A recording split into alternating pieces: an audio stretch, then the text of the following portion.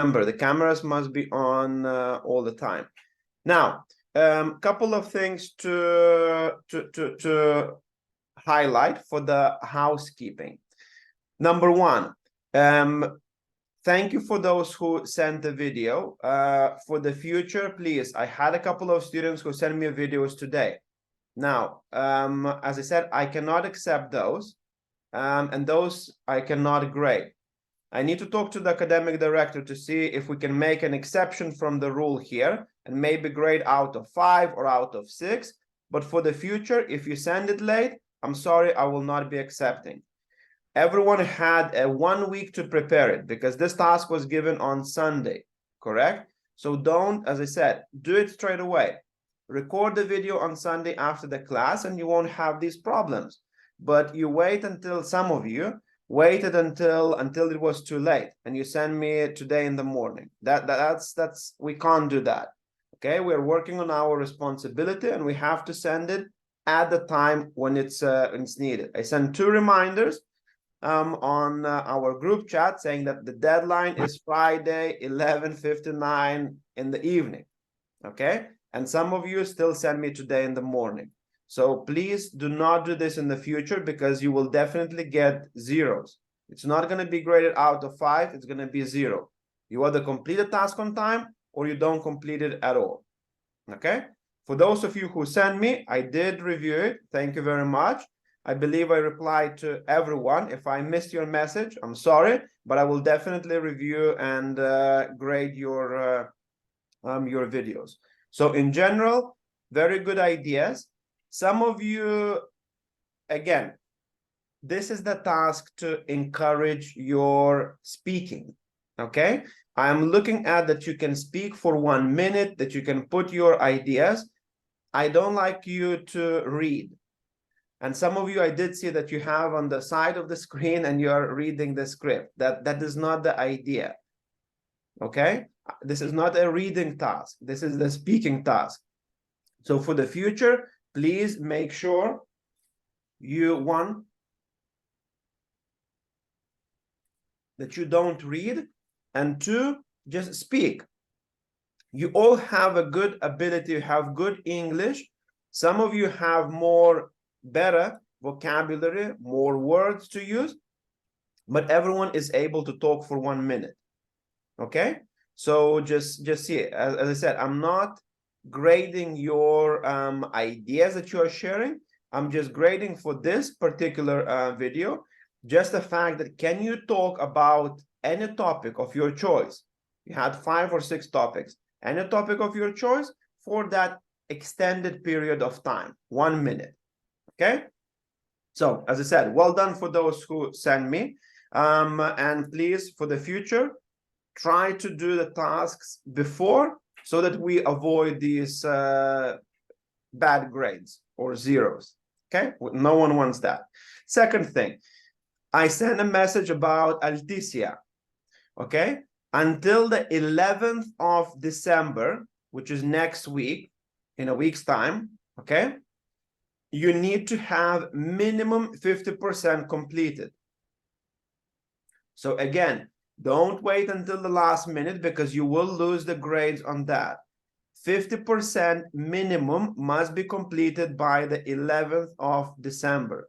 So sit, if you haven't done that now, sit today after the class, tomorrow, on Monday, do little by little. It's a lot easier when you do it in pieces, not just sit in one go and then sit for 3 hours or 4 hours and do those activities.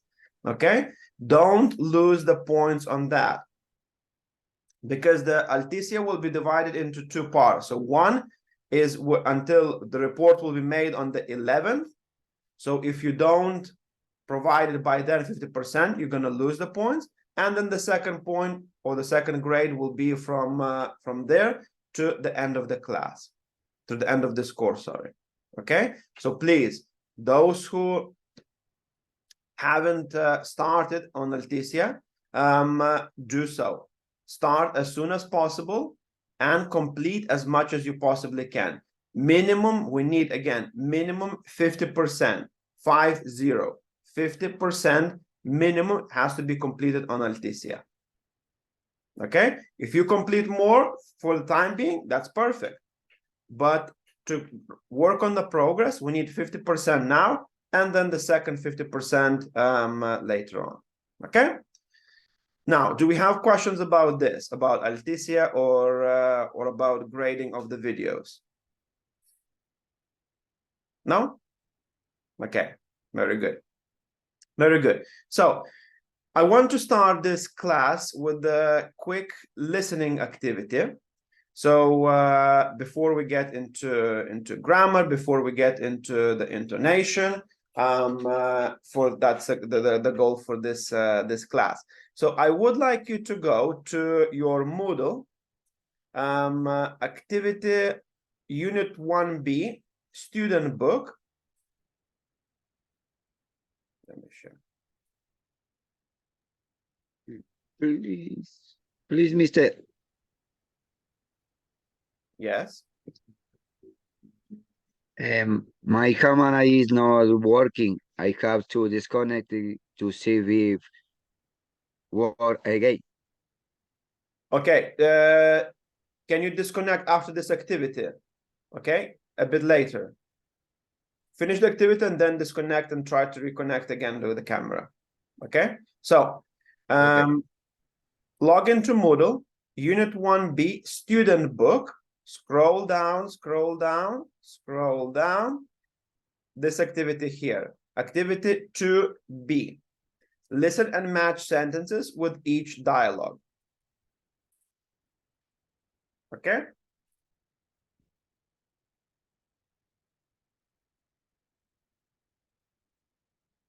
Here, activity 2B. I believe. Yes. So remember what we said last week, that we need to start working on our speed, how quickly we complete the tasks. So now I already reduced this activity to 8 minutes. Last week we had 10 minutes. This week we only have 8. The listening is around 3 minutes. So you have enough time to listen to the activity twice. Okay. You don't need to listen to any of the recording more than 2 times to answer it. So let's practice working on the speed. Okay. So one more time. Unit 1B, student book. 2B, listening and match the sentences with each of dialogues. Okay. Complete this activity now, please.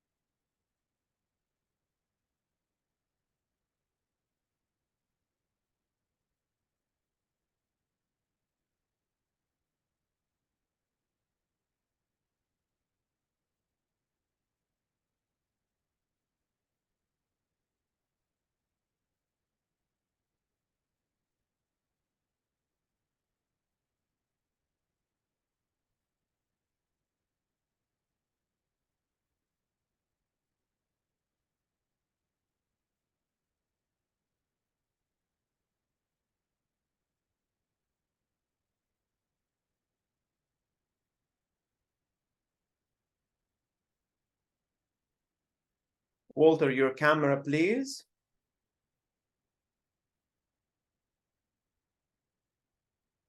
Maria Jose, Melissa Jimenez, if you can put your cameras a bit down, I would really appreciate that.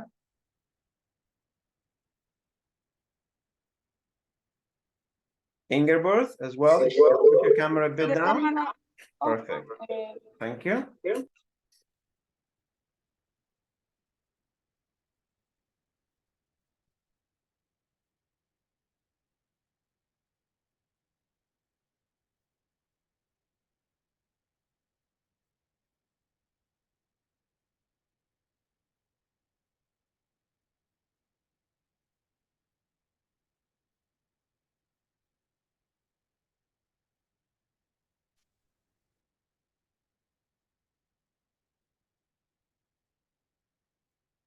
Camilla Barsola, good morning.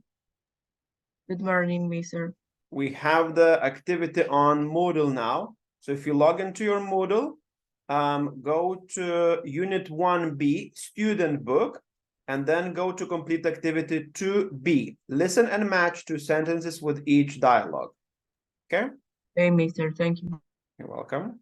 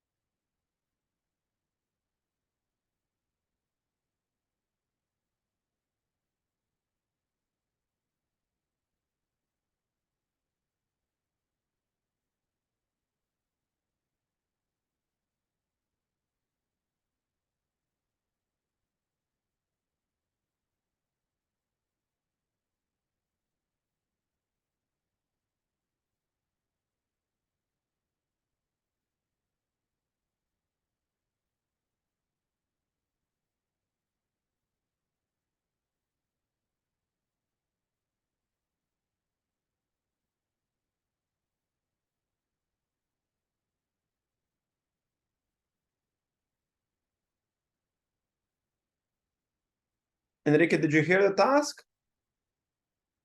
No, Professor, good morning. Oh, Good sorry. morning. Okay. You need to log into your Moodle, go to Unit 1B Student Book, and then complete the activity 2B. Listen and match two sentences with each dialogue.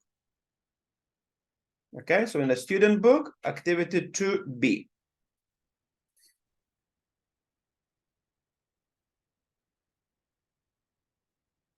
Okay, got it. Thank you. Yeah, you're welcome.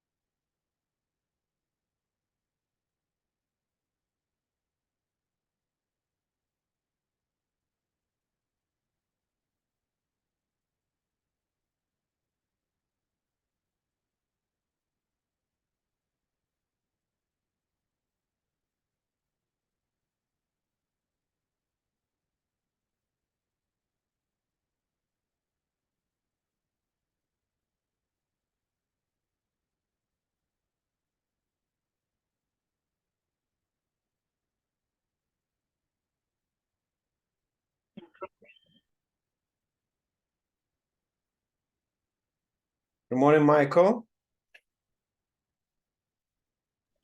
Well, teacher, I have a problem with my Okay, family.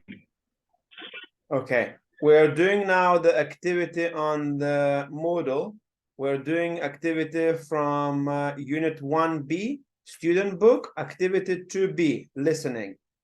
Okay, so please log into your Moodle, go to 1B unit on a student book, and then complete the activity 2B. Thank you, teacher. You're welcome.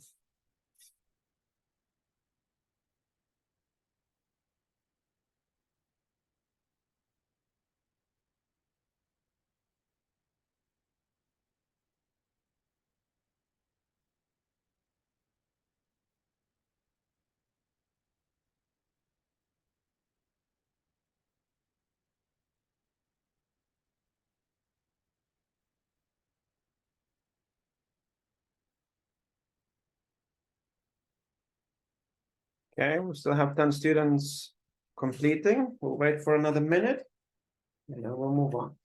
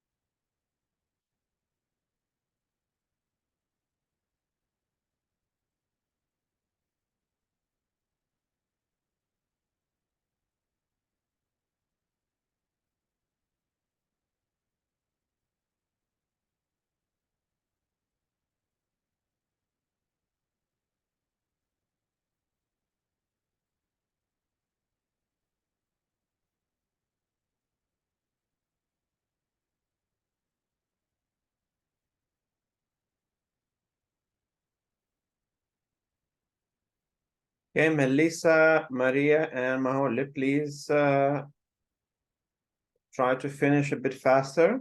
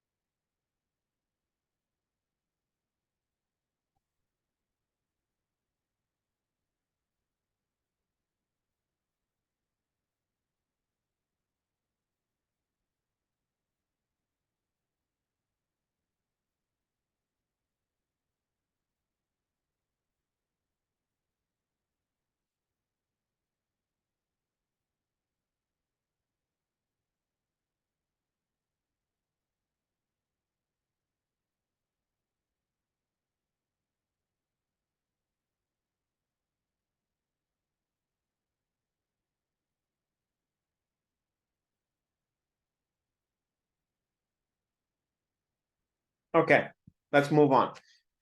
Now, last week, in terms of the grammar, what did we talk about on Sunday?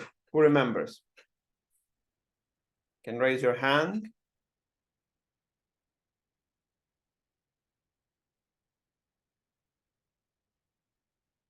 Yes, can anyone remember what did we talk about in grammar part of the class last week?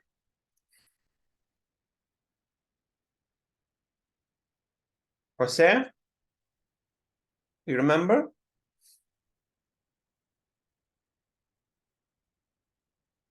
Yes, we talk about present simple and present continuous. That was on Saturday. And on Sunday?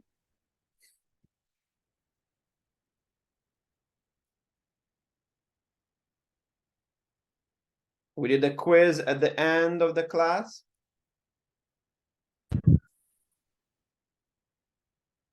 Anyone? Valeska? No? No, I didn't remember. I thought that it was present simple and present continuous. Luis? Don't remember. Don't remember. Okay. Not okay, but I will remind you, don't worry. Okay, we spoke about the future forms. Remember, we said that if we talk about the future, not only or not necessarily we can use the future simple. I will go, I will play, I will eat, and so on. We can use some other ways to talk about the future or other forms. For example, be going to plus infinitive. Remember? Or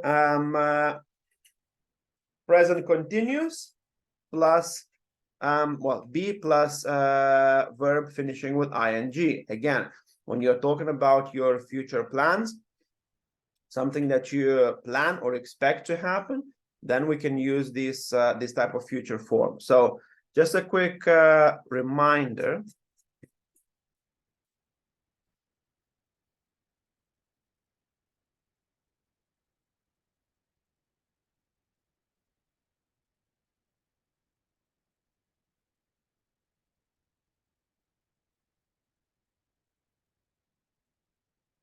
Here, remember this? Future forms, be going to plus infinitive.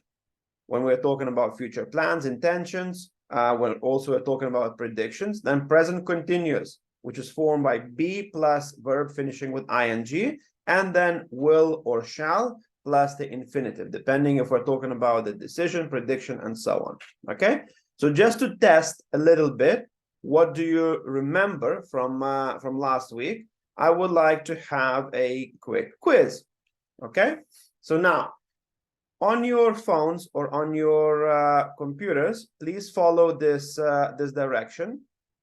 So this is the link, joinmyquiz.com. Okay, and then you need to enter the game code 520727. Okay, so log into this website. And we're going to have a quick quiz about these future forms to see what exactly we remember from last week. Alejandra, very good. First one. Luis. Ingeborg. Giovanna, Antonella, Abigail. Jose.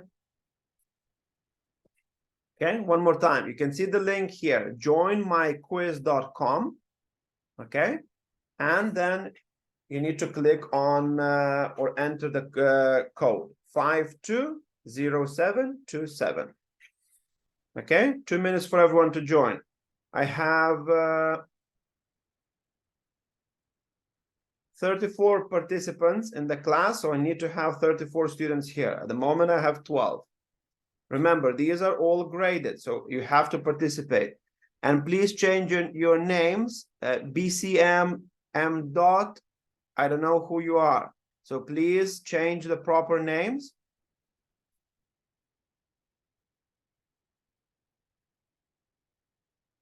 Not your nicknames, change your names as they are, because I need to generate a report with your grades.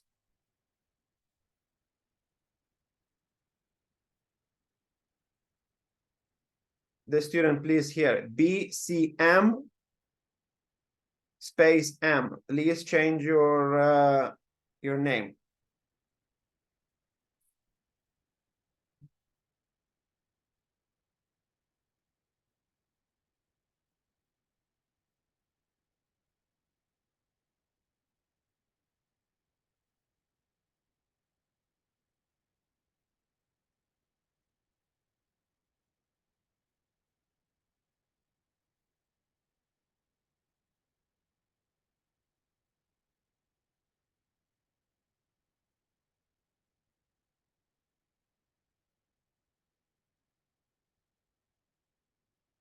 Remember, if I cannot read the name, I had to delete that person. Okay, so whoever that was, please join again and put your proper name.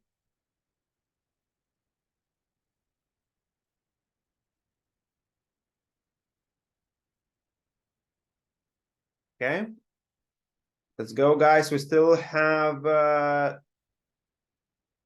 8 students missing. 7 students missing. I need to have 34 students in this quiz.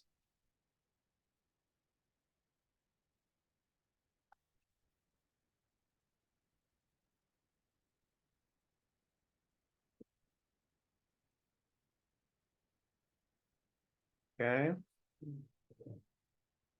I have 6 students missing. Everyone needs to take a quiz. Okay, so please again. Okay, good. 5 students missing. Joinmyquiz.com, and then you need to enter the game code. The game code is here, 520727. Okay, I still have 5 students missing. Remember, everyone needs to take this quiz, so please.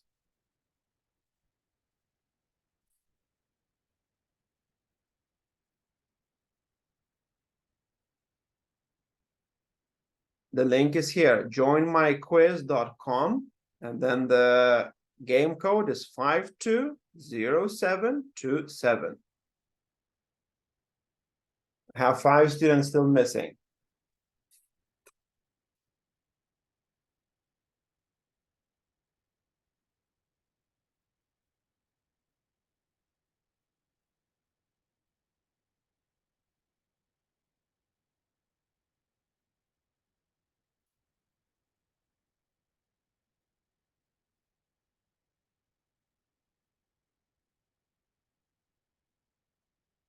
Okay, we'll just start.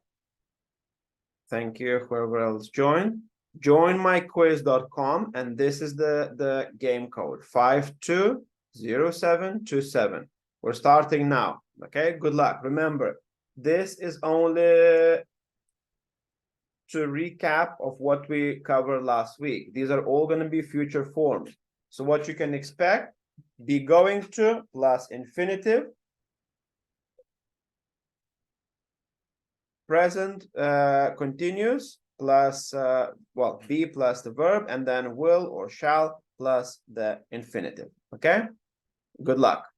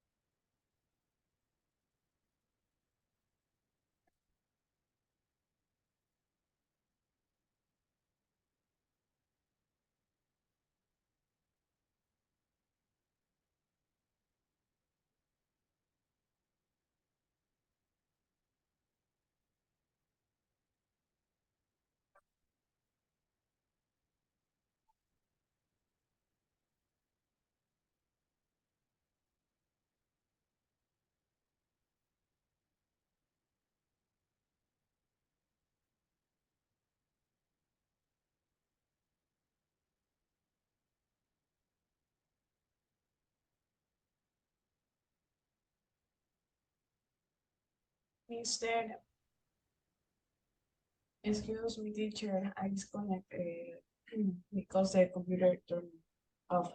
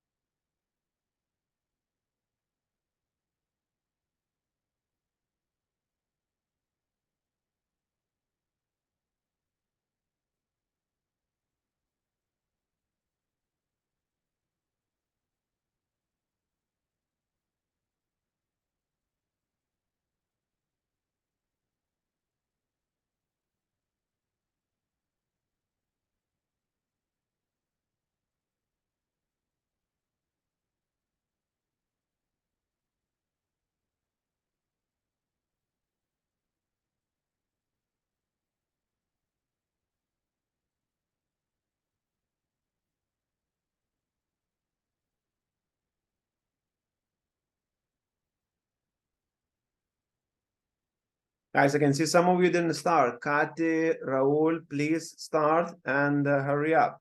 Leslie as well. Hurry up a little bit. Danielle, Alex.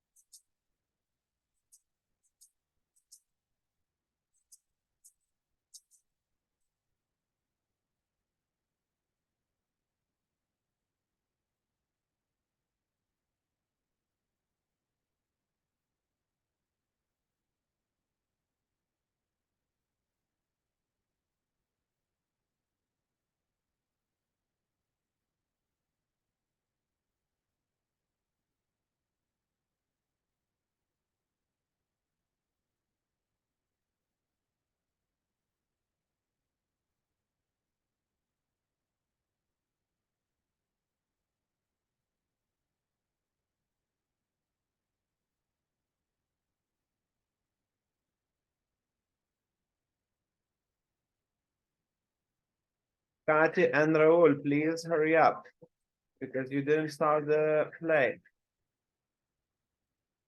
Melissa as well.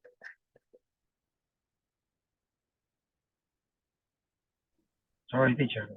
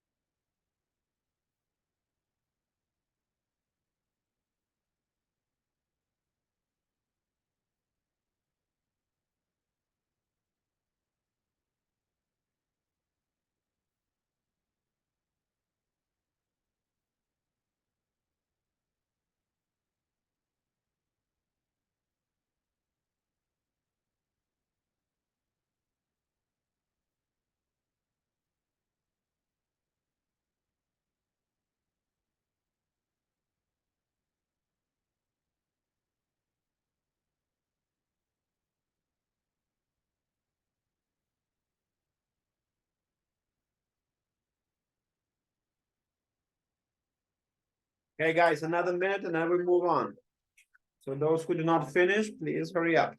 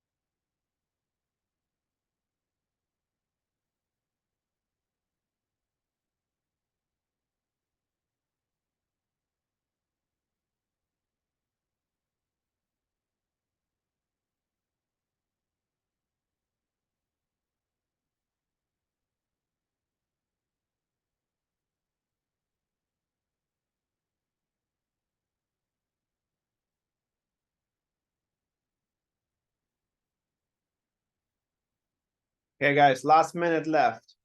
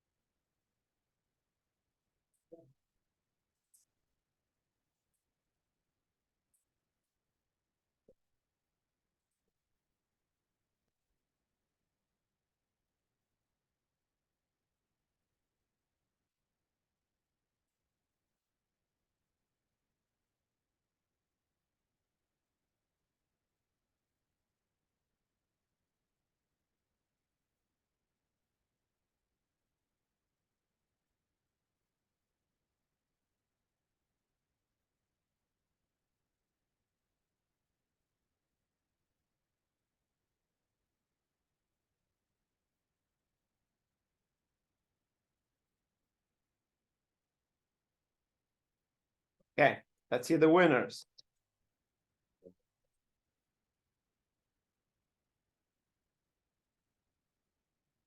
So Antonella, diamond here, then David, gold here, Giancarlo, Jose Naspur, very good. Very good. Well done, guys. How was it? Very difficult or not at all? Tommy, was it difficult? A little bit for me. A little bit. Okay. Antonella, No, it was easy. easy when you are the first one. Okay, very good. Giovanna,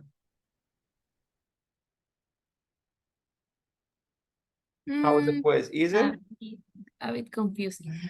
A bit confusing. Okay. Okay. Now let's go back to the book and then practice a bit more before we have some additional exercises. So what I wanted to do with this exercise in particular and why we have it now is just to see what do you remember, or what does your intuition tell you about what should be the right answer. We spoke about these rules last week. So now let's just go back one more time in reading them again, and trying to understand and see the difference of when can you use different types of future forms. Okay, so Antonella, future forms, be going to plus infinitive. So let's just read the rules one more time out loud, please. Yes. Future plans and intentions. I read the rules, the one Yes, down here. And examples as well. Okay. My sister's going to adopt a child. Are you going to buy a new car or a second-hand one? I'm not going to go to New York tomorrow. The meeting is canceled. Predictions. Barcelona are going to win. They're playing really well. Look at those black clouds. I think it's going to rain.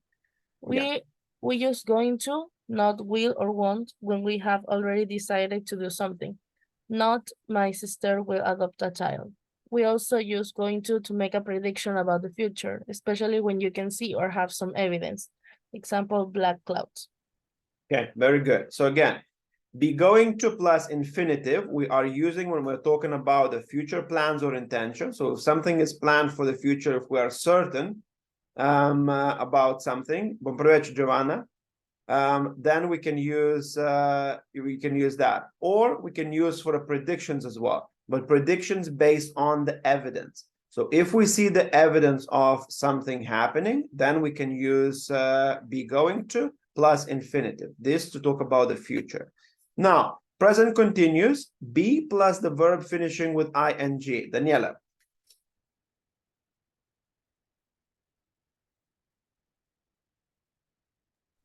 Yeah. Future arrangements. Future arrangements, yes. Lorena and Jaime are getting married in October. We are meeting at 10 tomorrow in Jack's office. Jane's leaving on Friday and coming back next Tuesday. We often use the present continuous for future I don't know how to pronounce that. Arrangements. arrangements. Yeah, like It's what very- you arrange, what you plan to do. Arrangement. Okay. There is very little difference between the present continuous and going to for future plans, arrangements, and often you can use either. Going to shows that you have made a decision. We are going to get married next year. Mhm. The present Exactly. continuous. Yeah. The present continuous emphasize that you have made the right arrangements. We are getting married on October 12th. We have booked the church. We often use the present continuous with verbs relating to travel arrangement. Go, come, arrive, leave. Mhm. I'm going to Paris tomorrow and coming back on Tuesday. Very good. So as we can see from the example here, be going to plus infinitive and present continuous, meaning be plus the verb finishing with ing, the use of them when we are talking about the future arrangements or future plans are almost the same. So you can use one or the other. The one difference is that present continuous emphasizes you have made the arrangements. Okay, so if we, as we mentioned last week, if I made a hotel booking, if I bought my ticket, if I have my visa, if I have arranged something to be done, then we can use the present continuous more accurately. However, be going to an infinitive also works because that's also when we're talking about the future arrangements. So they are very, very similar in that regard. Leslie, could you read will, shall plus infinitive here, please?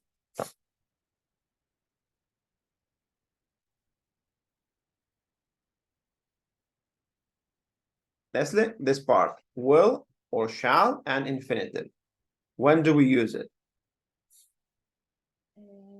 Instant decision, promise, offers, predictions, future facts, suggestion. And I have the stick instant decision. I want. I'll have the so let's slow down with this a little bit. So we use will, shall, and infinitive for quite a few options here. For instant decisions, promises, offers, predictions, future facts, and suggestions. Okay, so in these cases, we are best to use will or shall plus the infinitive. So let's look at the first one, instant decision. And the example is, I'll have the steak. So at the restaurant, you're making a decision right now. You did not plan in advance, maybe. In some cases, you might have, but here is an instant decision. You looked at the menu and you decided, okay, I will have a steak, I will have a pasta, I will have a ceviche. Okay, so in these cases, when we are making an instant meaning at that moment, specifically right now, at this moment, I decided, yes, I will have this thing, I will do this thing. Okay, so for instant decisions, we're best to use will plus the infinitive. Continue, Leslie.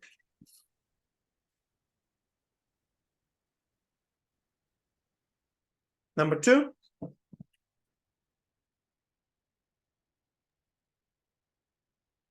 I won't tell anybody where you are. Promise. I won't tell anybody where you are. Okay, so here we are talking about the promise. Okay, so again, if you want to promise something that you will or you will not do in the future, then it's always better to use will plus infinitive. I won't tell, I won't go, I won't disclose your secret, I won't eat those sweets, I won't eat those donuts. Okay, very good. Next. I will carry that bag for you. Offer. So here again, this is the example of when we are making the offer to someone. I'll carry that bag for you. New York predictions. Very good. So I will be one at second. home Slow down, Leslie. afternoon. Slow down, Leslie. Fact. 1 second. So let's look at this. The offer. I'll carry that bag for you. When you're offering to do something, again, offer to do something in the future, then you can use this will, shall plus the infinitive. And then the prediction. You love New York. Okay, so as you can see, prediction here is very different or slightly different, subtle difference between be going to. Because for be going to, you can also use for the prediction. It is going to rain. We're predicting that it's going to rain. The difference here is that this is based on the evidence. So if we have certain evidence about our predictions, then we are more likely, or we can better use be going to plus infinitive. If it's just our thought, then we better use will or shall plus infinitive. But both are good for predictions. Okay? Next, Leslie.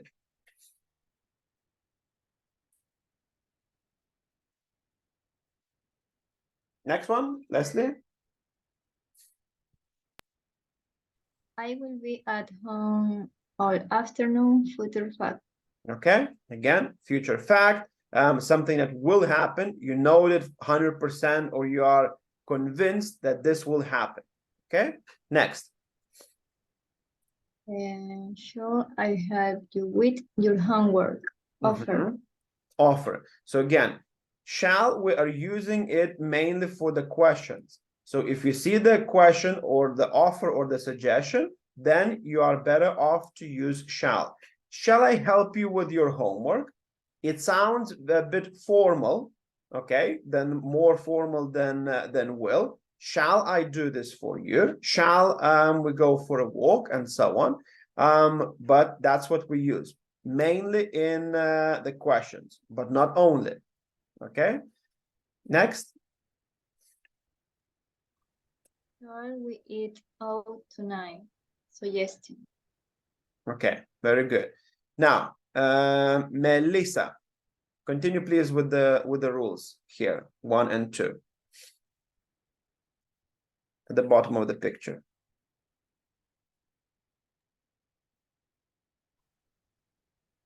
Melissa? Jiménez o es que hay dos Melisas. Any of you can read, or one read one, another one read the second one. Let's make it this way.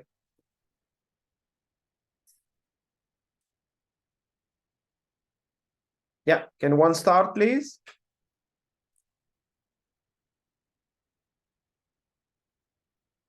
Okay, Melissa Tanaska, can you please read the first one here? First, we use will want, not the present simple. For instance, decision, promise, of offers, and suggestion, not I am carried that back for you. Again, so for instant decisions, for instant suggestions, that's when we're going to use will. Yes, and the example?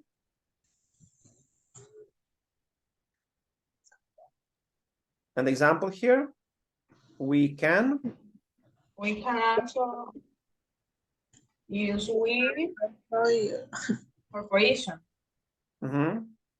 I think Barcelona will win, and to talk about future fact.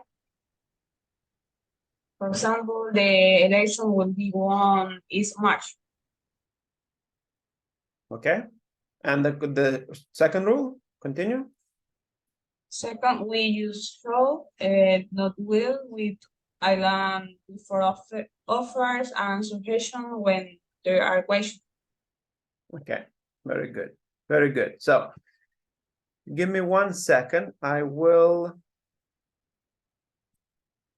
take this print screen for you and send it to our group so you can see this, and then we're gonna continue with another activity.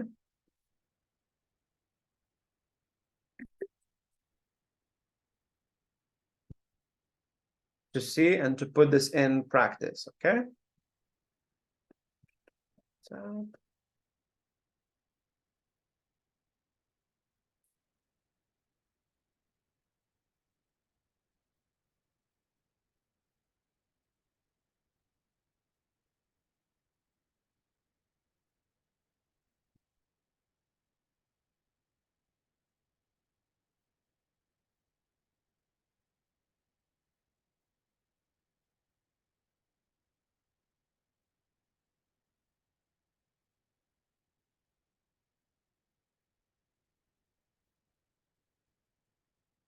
Okay, I just sent you these rules, a print screen to our WhatsApp group, so you can have a look at them while you are completing this activity.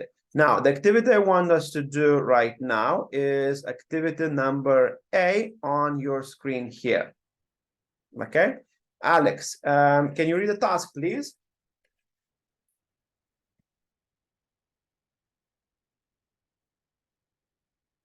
Alex, can you read the task number 8, sorry, letter A, please?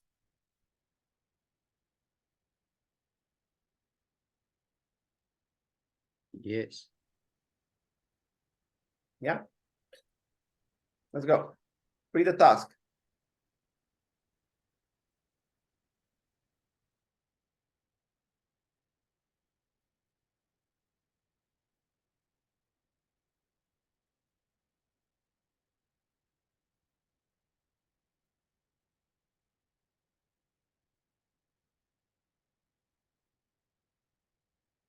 Alex, can you read the task, please, for everyone? Can you see my screen? Can you see this task here? Task A? Circle Yeah. the current for take the sentences if both are possible. Okay, and then the first example here. My grandparents. My grandparents are going to rent it. Will they rent it next year? Retire, meaning that they will stop working. My grandparents are going to retire next year or will retire next year. In this case, both are correct. Okay, you can use both. Are going to retire and will retire, because here we're talking about the future prediction. Okay, so in this case, both of the examples are correct.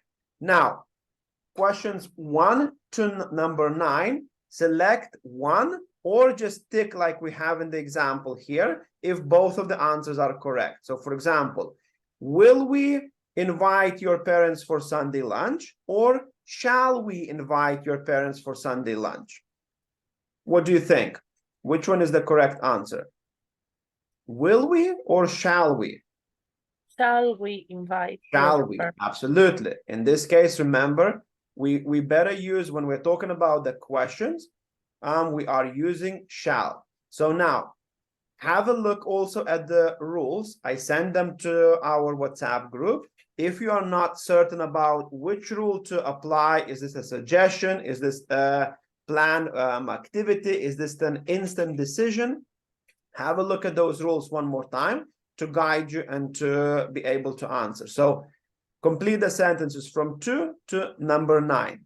Okay, we're going to have 5 minutes for this task. It's on the screen and you have the rules in your WhatsApp group. Okay, let's start. Write it down somewhere so that you know which answer you're selecting. Don't rewrite the questions, just write down the answers, please.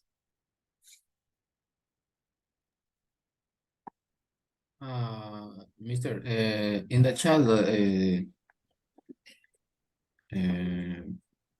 compartir. Yes, I share. I'm not sharing this exercise. I'm sharing just the grammar part. The exercise is on the screen. Can you see the screen? Okay.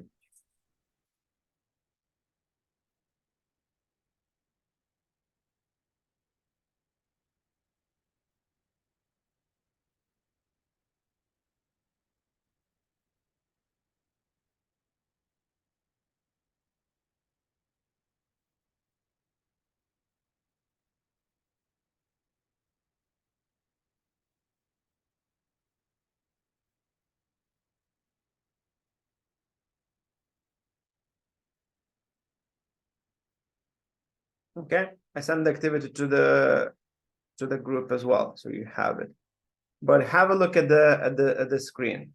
Okay.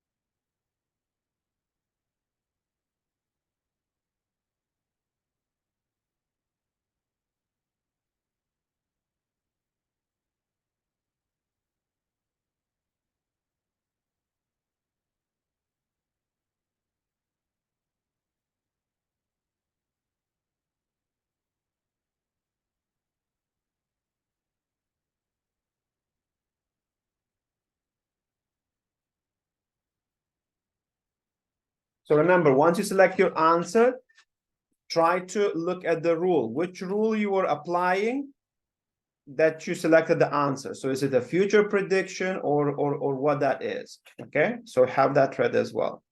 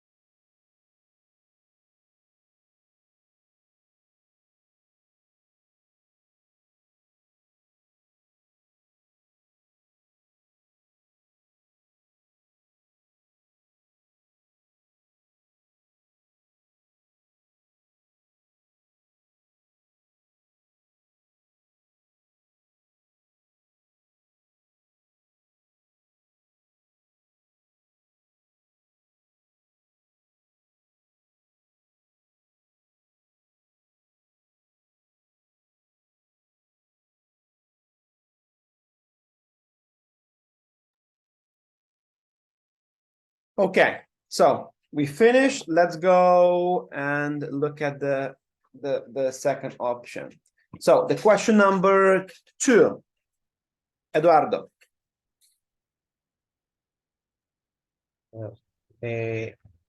I put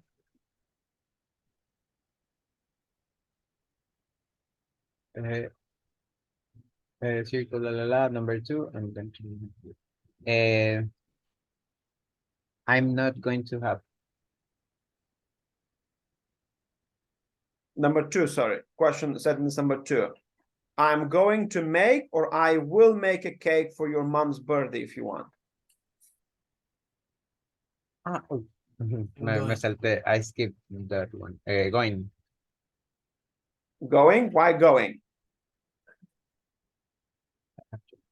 Here, because it's like an intention. Mm-hmm. And it's like a future plan. Mm-hmm. Is it a future plan or is that an offer?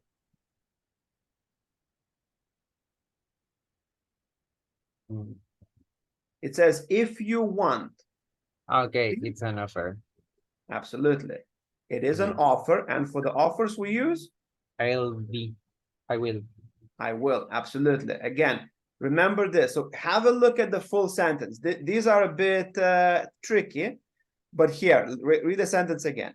Okay, yes, sorry. I wrote that one here but I get confused with the number. Sorry. Yeah, no worries. I have will. A cake for your mom's birthday if you want. So again, this is not a promise. This is not a prediction. This is an offer that if you want, I can make it. Okay, or I will make it if you want. So when we are making the offer, we are using will plus infinitive. So in this case, I will make a cake for your mom's birthday if you want. Very good. Next, let me just erase this.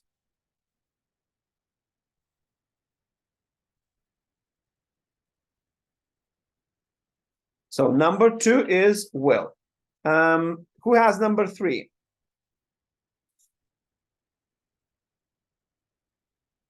You can raise your hand if you have number 3.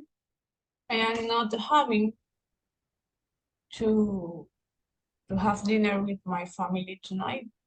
I am not having dinner with my family tonight.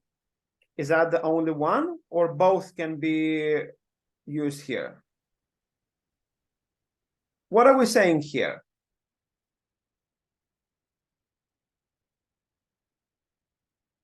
What are we trying to say with the sentence? Dinner with my family tonight. Is this a future plan? Is this a prediction? What is this? I am not having.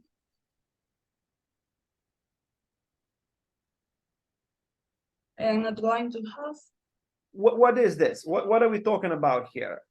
Is this a prediction, our future plan, future arrangement? What is it? Future plan. Future plans, future arrangements. So we can see for the future plans and future arrangements, we can actually use both. We can use be going to an infinitive, and we can use a present continuous. So in this case, both are correct. You can say, I am not having dinner with my family tonight. That's my future plan. But you can also say, I am not going to have dinner with my family tonight. Okay? Both of these options are correct. So for number 3, we tick because both are correct. You can use both when you're talking about your future plans or your future arrangements. Very good. Number 4.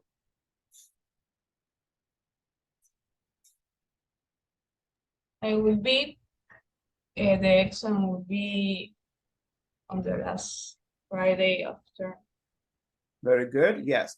The exam will be on the last Friday of the term. Okay. So let me just. So in this case, number 2, number 1, shall we? Number may.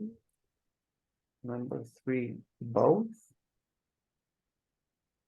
Number 4 will be number 5. Who has number 5? You can trust me. I will won't tell. anyone what you told me. Okay, let's go one at a time. If you can raise your hand, that would be a bit easier and organized. Okay, so who wants to do number 5? Raise your hand.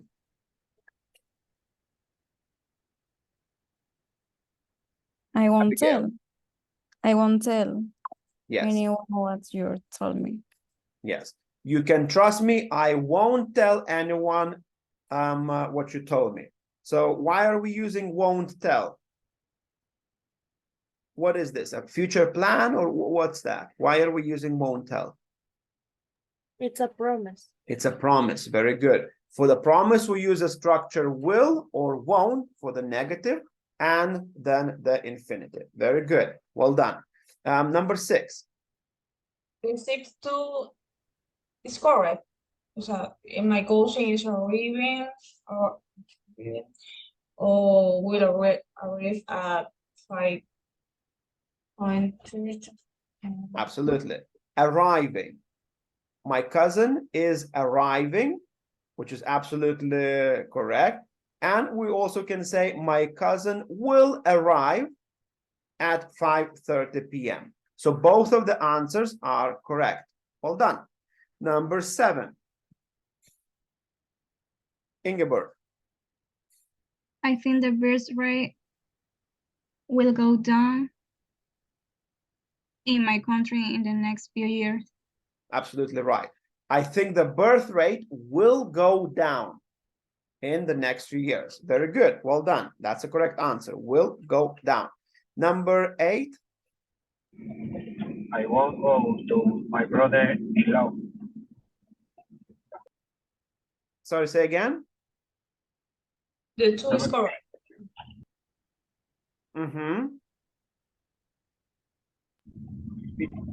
I won't go to my brother-in-law party next weekend. Yes. Can we say I'm not going to go?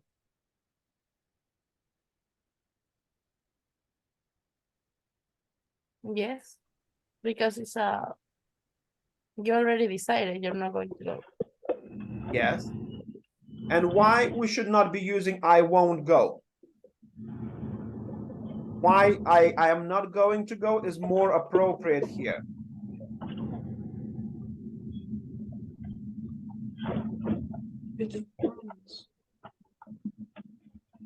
Anyone? Because it sounds like a promise. A promise? I put the promise. Because it's a plan for the next weekend. Yes. Why is it a promise?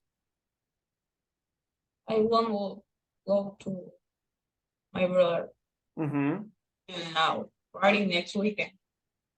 Yeah. For me, it sounds a bit more like just a plan for the weekend. It doesn't sound like a promise. There's nothing to suggest that I promise I will not go. If we had it like this, then yes, maybe that would be a different sentence. But for me, this does not look like a promise. This looks just like my plan, what I'm planning to do, and I made arrangements for this to happen. So I already made the arrangements that next week I will be going there. Maybe, as we said, maybe I already have a car. Maybe I am already made some arrangements for the hotels and so on. So in that case, it's more appropriate to use only I'm not going to go to the party next weekend. This is more appropriate. This is not a promise.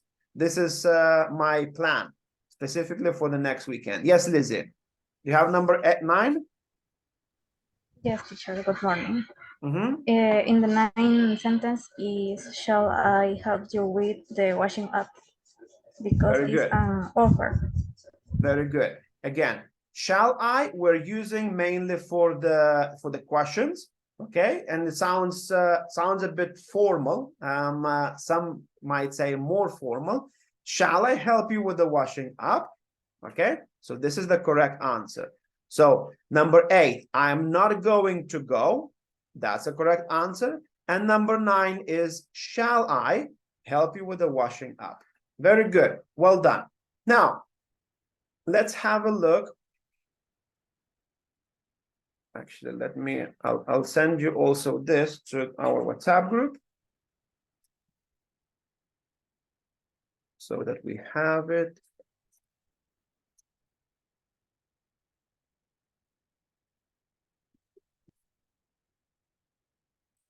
So again, when we're doing this activity, let's try to do exactly the same. You're looking for the correct answer, but please, at the same time, think, why are you using this? One rule or the other. In some cases, I know they are or can be a bit confusing because you can use one or the other. Look at the sentence as a whole. Is there a promise there? Look at the tone. How do we use the certain words? And then you will be able to see, is this a promise or is this just my future plan? Is this a offer? Am I offering something? Or again, it's just a future prediction or something like that. Okay, so I'm sending you next activity, activity B. And again, if you need to go back to the rules and review them again, please go ahead. But we're going to be doing activity B from the book. So let me just share the screen one more time. Okay, here we go. So, Giancarlo, can you read the activity, please? Activity B, here on the screen. Okay, complete these replies with a correct form, future form. Yeah, okay. And the first example? Okay, letter A. What is your stepmother going to do about her car? She's going to buy a second-hand one. Okay, so again, you see the word was given by. You need to write down the full. She's going to buy. Okay, number one. Let's do number one as well. Fernanda. Yes. Okay. I'm going to miss you. Don't worry. I promise I space every day, right? And the verb is write. So I promise which future form we're going to use? I am going to write, I will be writing, or I will write. What do you think? Which one out of the three? I will be writing. I will be writing? Yeah. Why? Because it's a promise. So for the promise, do we use will and be, or would you say will and infinitive? Will infinitive. Yes, so no need for be. So the correct answer is, I promise I will write. Very good. Don't worry, I promise I will write every day. Okay, very good. So continue please with the 2, 3, 4, 5, 7, and 8. Okay, again, don't rewrite the question, just write on the correct answer.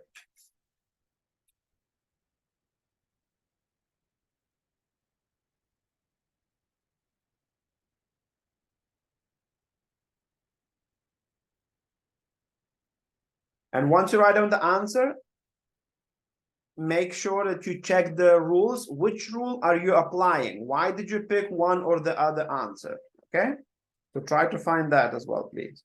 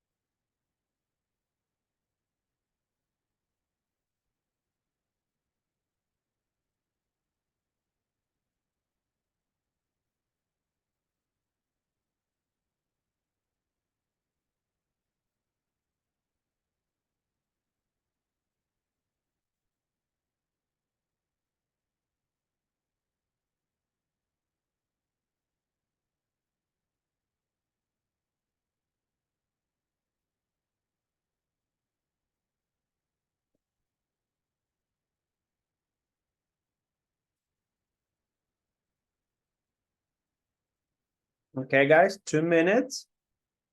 Remember, you need to use the verb in the bracket. So write, do, work, have, get, lend, rain, and pick up.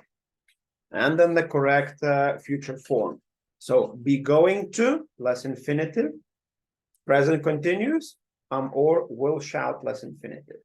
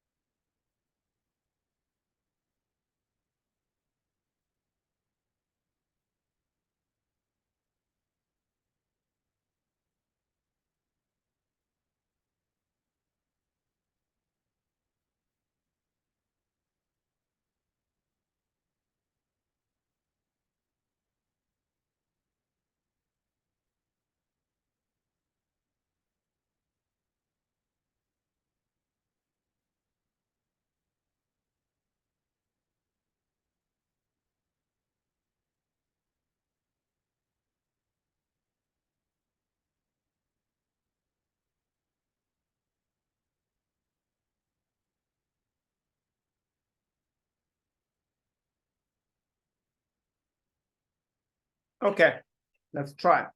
So the first one, as we said, I will write every day. Now, number 2, Jaime.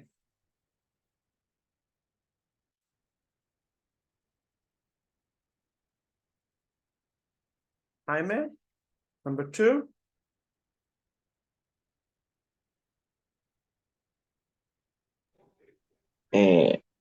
Number 2, what are Alan's plans for the future? He is going to do a degree in engineering. Okay. He is going to do. So you're using be going to plus infinitive. Is there another alternative here or no?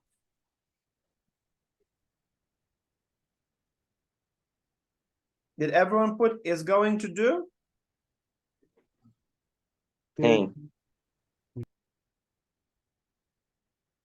So here we are talking, remember when we say, so this is a good example. We said that for our future plans, and this is a future plan, correct? This is something that he is going to do in the future. So for the future plans, we can use 2 ways. We can say be going to, but we can also say use present continuous. In this case, more accurate, as Jaime very rightly said, is be going to, because the plan to do a degree is generic plan. He didn't apply yet for the school. He did not accept for the school. He did not pay the tuition fees. He did not go there and physically study. So in this case, when we're talking about the future plan, it is better to use the first form, be going to plus infinitive.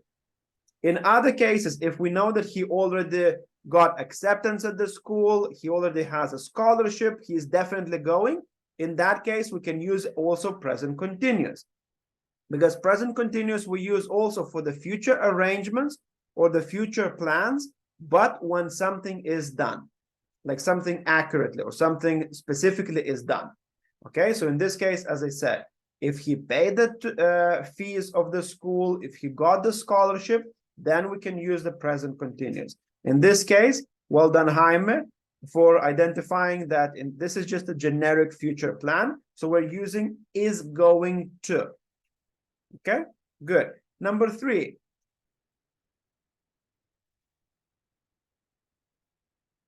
Camila.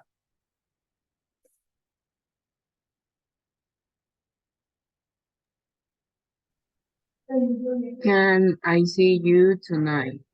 No. I'm going to work late, or I will work. I will go work late. How about Saturday?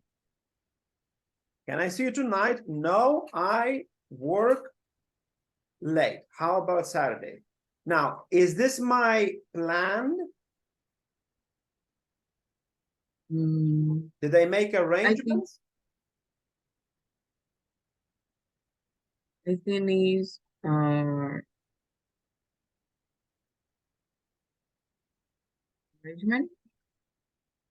Like, am I really going to work? Is this my plan for tonight? Yes. Yes. Okay. So if we know that this is the future plan and I already made an arrangement because I will definitely be going there. Okay. Maybe well, I told my boss that I am coming. Everyone knows that I will be going to work. So when do we use what would be more appropriate to use here?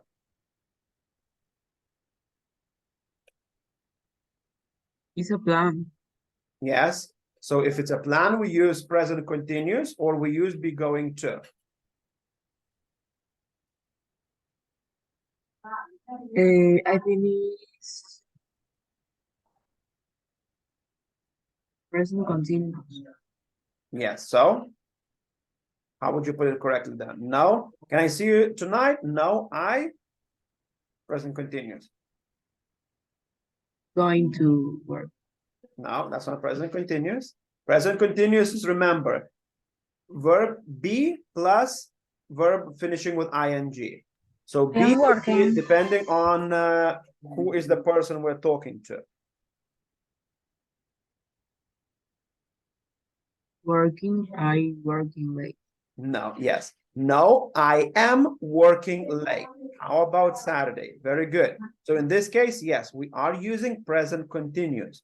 No, I am working late. Very good. Well done. Number 4, Ingeborg.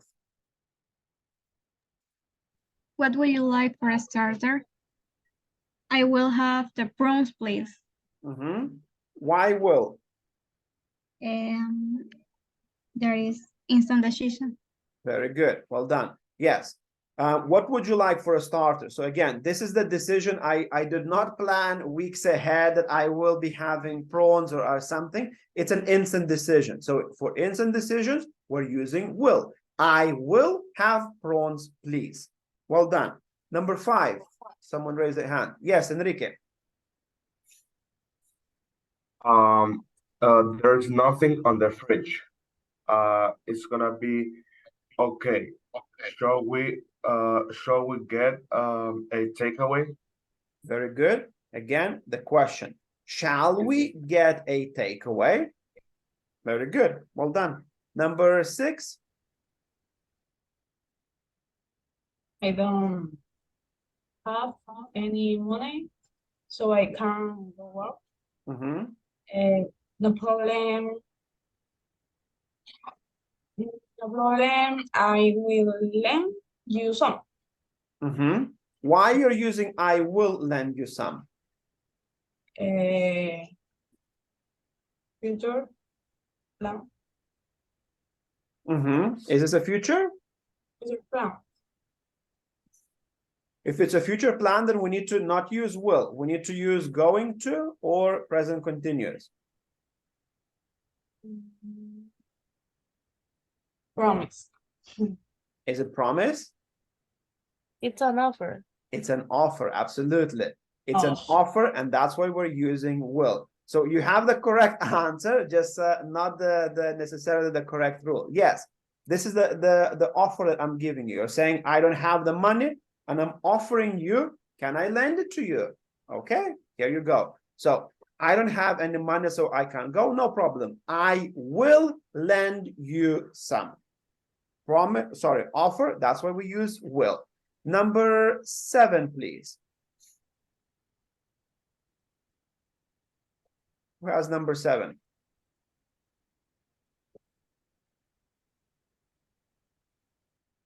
A lot of hands raised. Not one. Okay, I will pick, don't worry. Harold, number 7.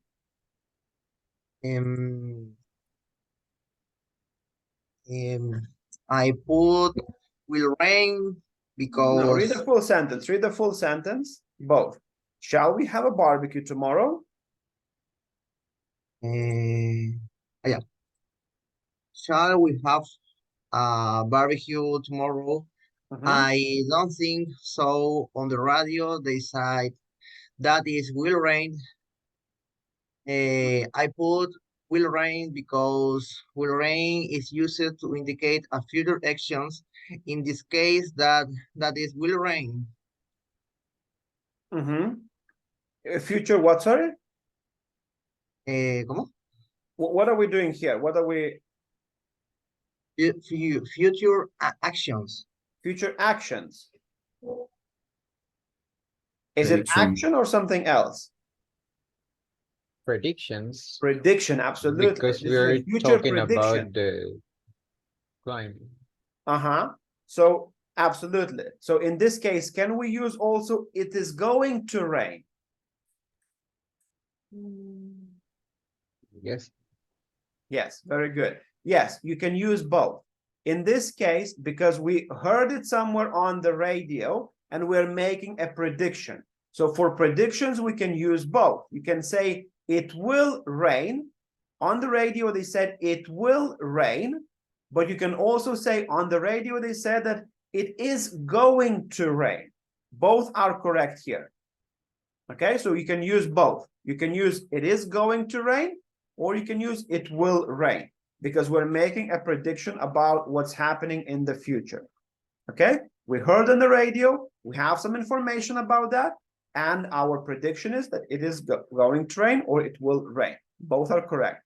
Kulisa, number 8, please.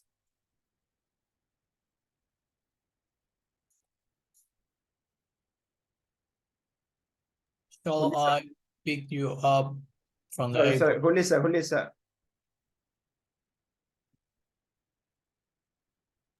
Melissa means Julissa. Julissa, sorry. Ah, okay.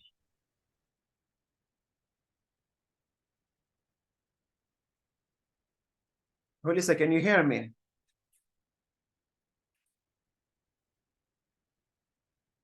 Julissa Espinosa, can you hear me? Number 8, please. Sí. Yes, person. Yeah, read it, please. Number 8, question number 8. We land. Will I pick you up? We land about 8 o'clock. And then what do you put here? You from the airport. Shall I pick you up? Yes. Shall I pick you up from the airport? Okay, that's a question. Shall I pick you up from the airport? Okay, very good. Well done, guys. So these exercises are good, and it's very good when we are not just answering, but when we are trying to justify or see why and what rule are you applying.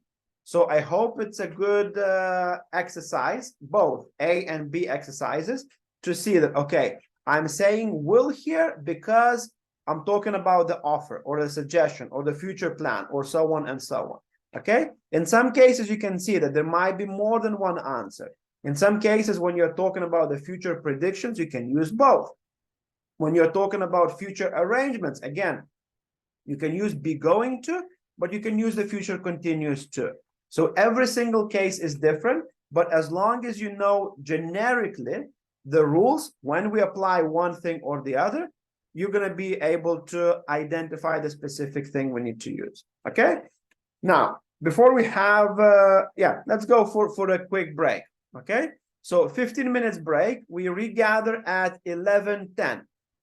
Okay. And then we're going to continue with some additional quizzes. Okay. So 11:10. See you soon.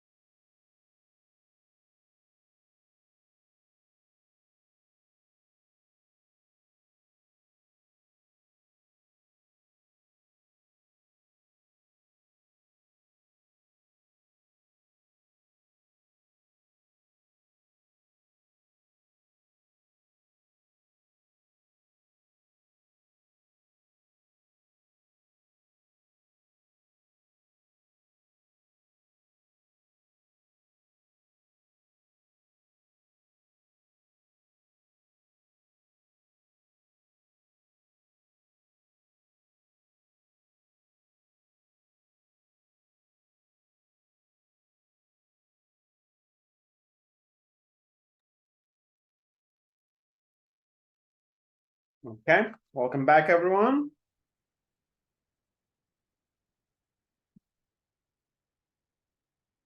Everyone here, welcome back, welcome back. Your camera is on, please.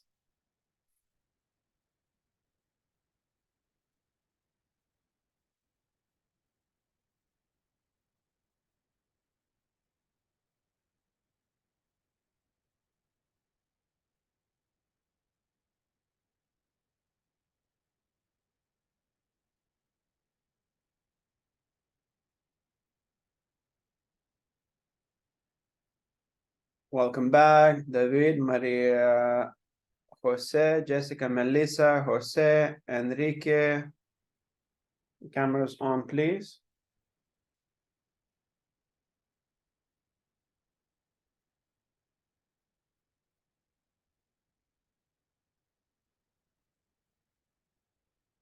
Remember, cameras must be on all the time.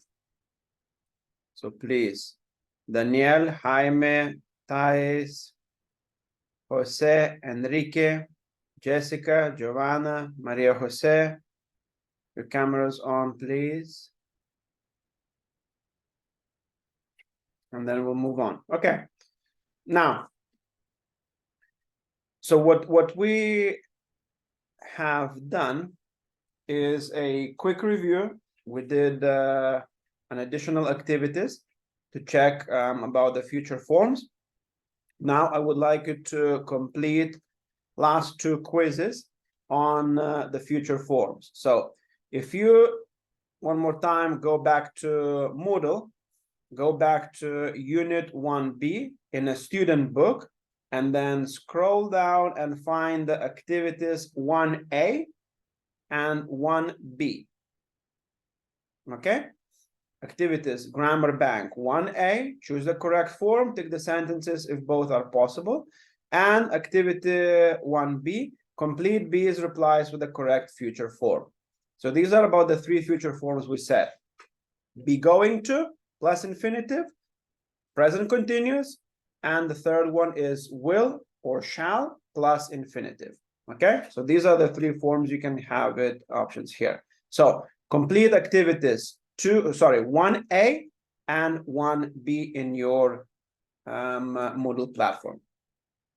Okay, let's start.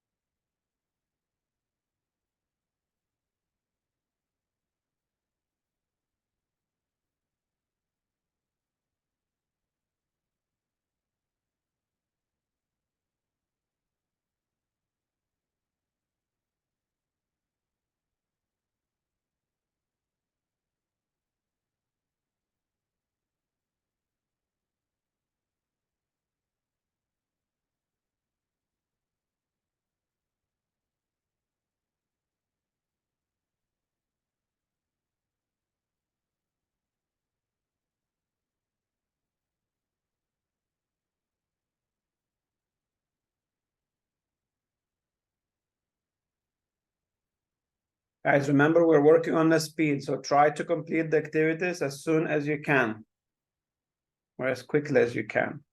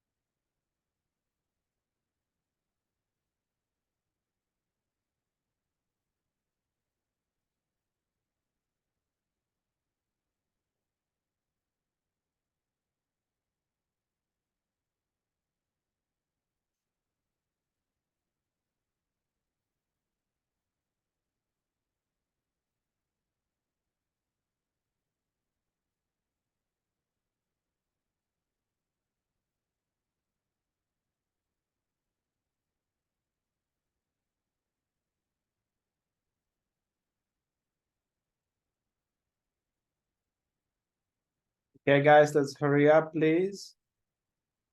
Javier, Leslie, Alex, Jessica, Christian, Danielle, Abigail, Giovanna, Maria, Tahis, Melissa, you're still on number 1. We need to speed up a little bit. Try your best to answer quicker. You don't need to use all the time you're given. Try to do it quicker, please.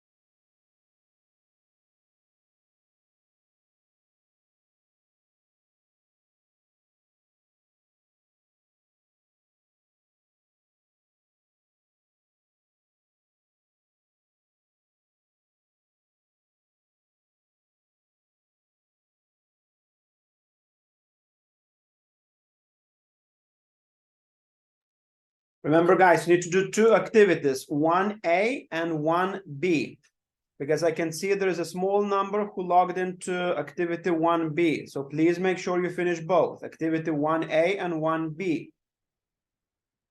1B, it says complete B's replies with the correct future form.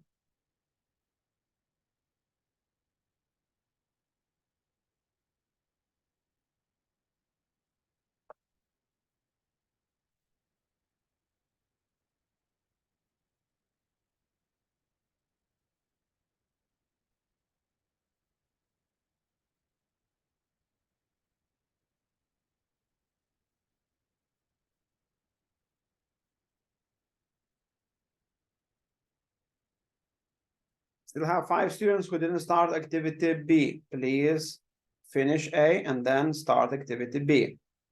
6 students.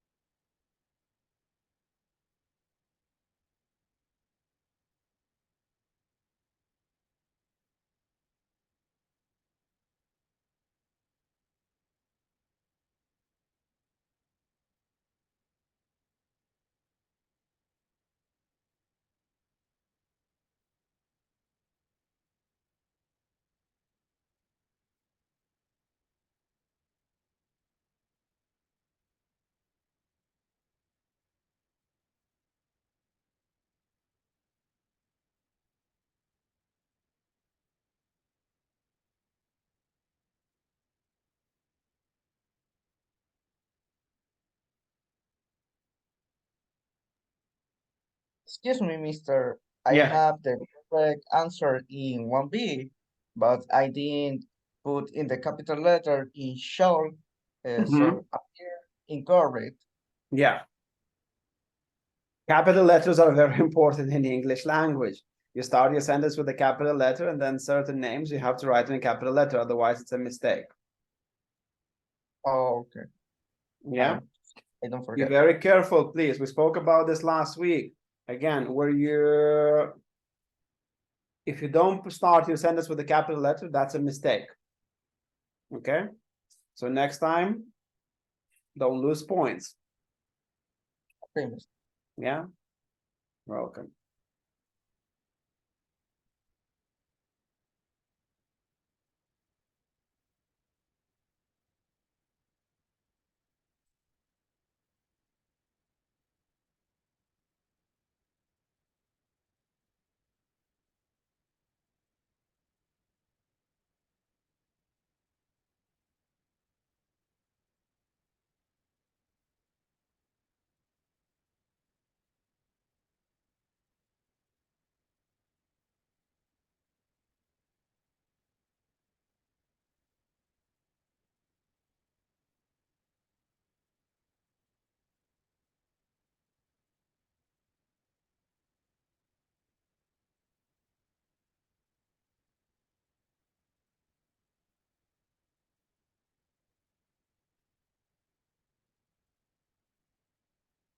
Okay, guys, let's try to keep up the good speed.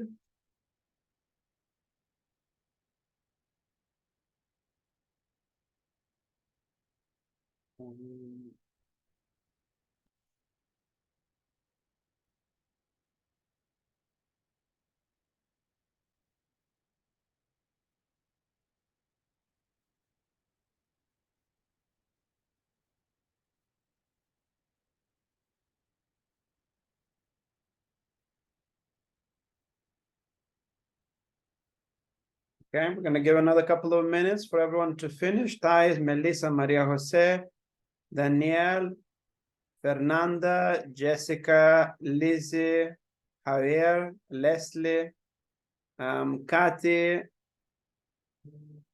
Maria, Maoli, and Harold.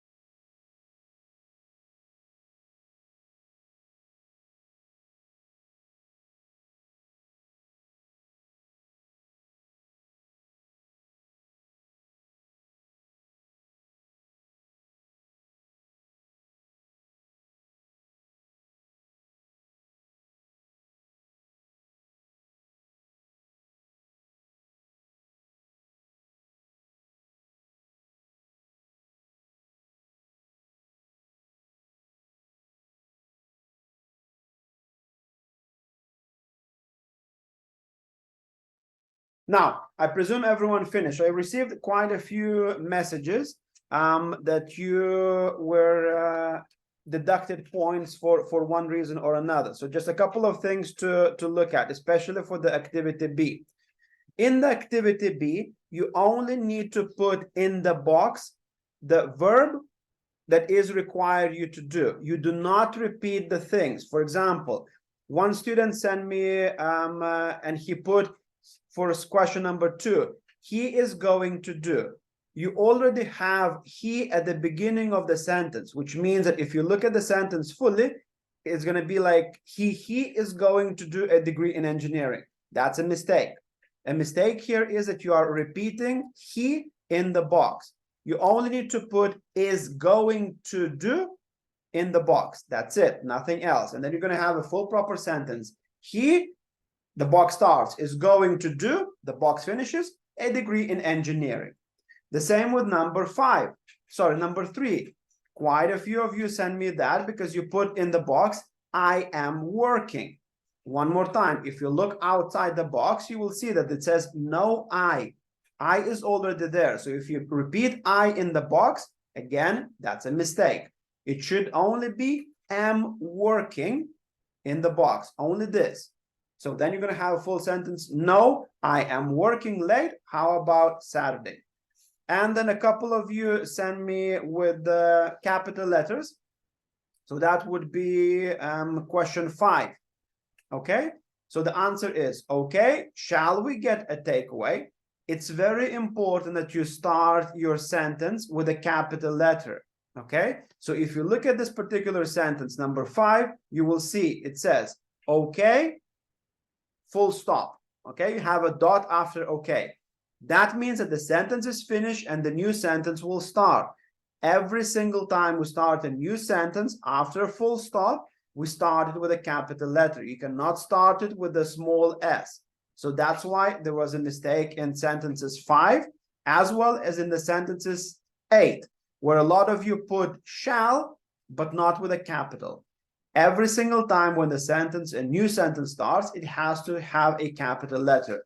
So this Moodle, this platform, it does pay a very, very close attention to that, and it obviously deducts the points for you. So you might think, yes, my answer is correct, but you get the points deducted, which is what we should be doing. We need to be working not just on the answer, but how you put it as well.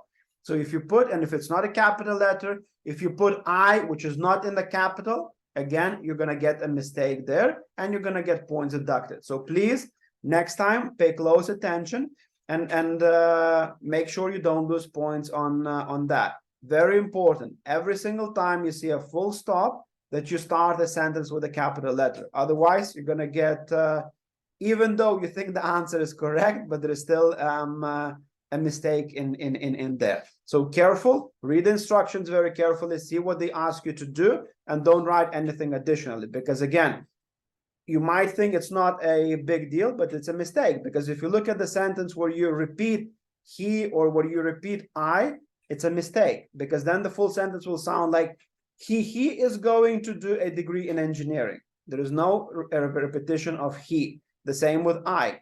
No, I am working late. How about Saturday? Okay. So carefully read the instructions and carefully answer and see what we need to do. Let me see what other mistakes we had. Yes, the same, shall. Okay. So this is for the future. Make sure that you read the instructions properly so you won't be losing any points in that regard. Okay. Well done, everyone. I did see some good grades. I did see some exceptionally good grades. So well done on that activity. Now let's move on. Yes, on the first class, I believe, or on the second, can't remember now. We were talking about the importance of intonation in English language. Can anyone think or can anyone remember why is it important to have an intonation or to use the intonation when we're talking about the English language? Why is it important to stress a certain words in a sentence? What does it give you in the English language? Daniela, Ingeborg, please put your cameras a bit down. Maria Jose, your camera is off. Maholi, your camera is off. Danielle, come back to the screen, please. Remember, you must be present all the time and not facing the camera is on and facing up. You must be facing your face, not just a forehead. So, anyone can tell me why is the intonation, why is the stress important in English language? What does it give to the language? What does it give to the person who is talking? Anyone? If you know, raise your hand.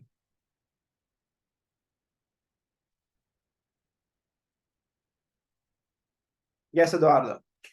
I think that it has two points of view, actually, because one could be to determine the intention of the sentence or the statement that you're argument or telling to anyone, and the other one could be for more grammatical rules. Give me the example, please. Like when in the first class we're talking about vowels and some letters had more an extended sound, like muscles. They and I remember that the muscles in food context sounds a bit. Yes. Okay, good. And in the sentence, in terms of the stress, where we put, do we understand what do we mean by stress? A stress is something that we highlight. Okay, so I like potatoes. Okay, so this is where I'm putting the stress on the word potatoes. Or I like to eat cabbage and potatoes. Okay, so again, I'm putting a stress on a specific word where my voice is going up or my voice is making some sort of change. So it could also go down, but normally it tends to go up. So it could be a word stress where I'm highlighting a specific word, or it could be a vowel stress where I'm highlighting just one part of a specific word that I want to highlight. Now, so coming back to the same question, why would I do that? Why would I use a stress in the sentence in English language? Is it important or is it just something that I'm doing? Antonella. I think it's important because, I don't know, I think that sometimes there are words that sound similar and you need to know the context of the word and what are you talking about in the sentence. Yes, what else? More reasons.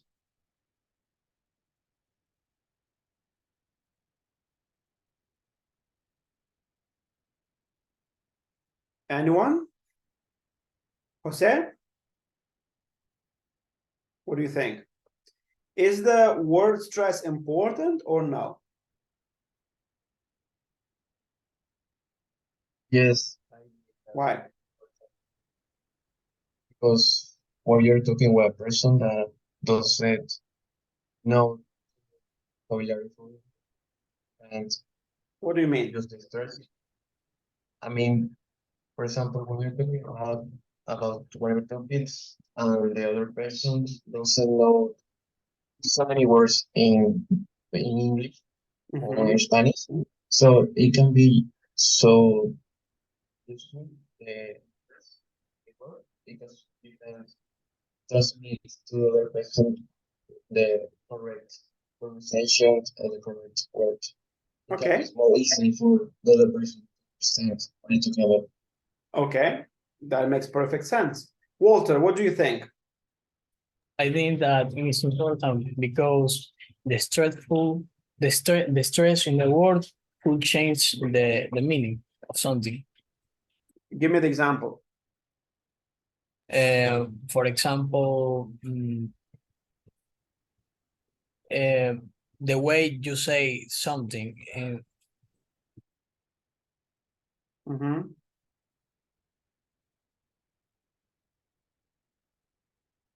Give me the example sentence.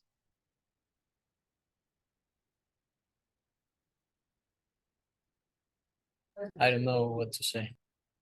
An example, like you're saying that how you say it. So give me the example sentence, like I love potatoes, or I love eating. I like pizza. Where do you put the stress? In pizza. Absolutely. So remember this, in English language, and we said this a couple of times, in English language, it's very important not only what you say, but how do you say it. And that's where the intonation, that's where the selection of what or at which part of the sentence or the question we're trying to put a stress is a fundamental. Okay? English language works like that. Not only what you say, but how do you say it.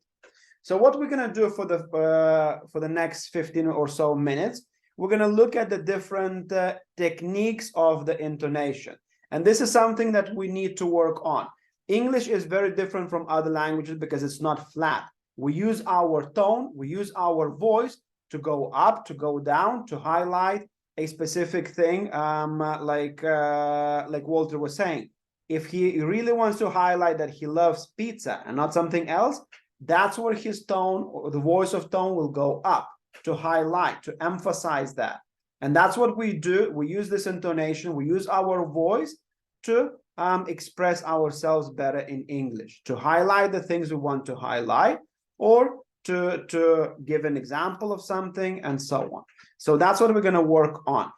You need to be working on that a lot. And again, this is something that, remember we said from the very first class, now you are in the level B1. The higher you go in the levels, the more specific details we need to be looking at. So at the B2, at the C1, you are not looking that much at the actual grammar. You are focusing a lot more on the tiny little details like this that make your language different, that make your language more advanced. And that means a vocabulary, that means a pronunciation, that means the word stress, word grouping, and so on. A lot of different techniques. So that's a good way to start right now. So when you are reading, you don't just sound like okay? It's too flat. Your voice has to go up. Your intonation has to go up or down to highlight a certain things. Okay? So let's have a look at this, please.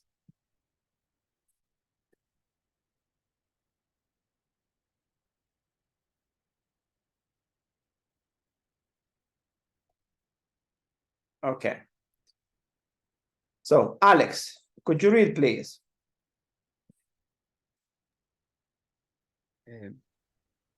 We are taking the vacation this summer. Sorry, here, intonation. Intonation, hold your voice, raises and fall over the group of words or entire sentence.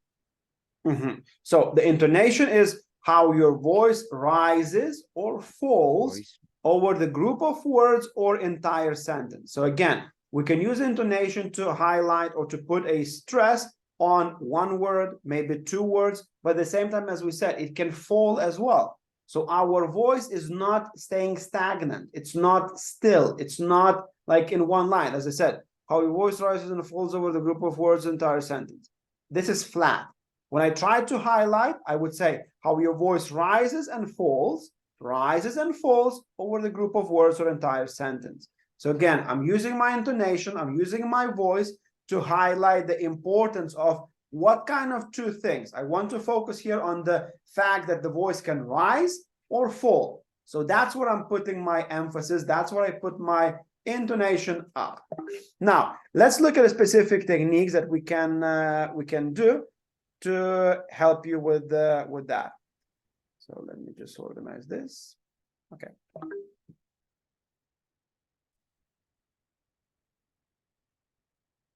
Sorry, give me 1 second. Okay. Tommy, read the first sentence, please. We are taking a vacation this summer.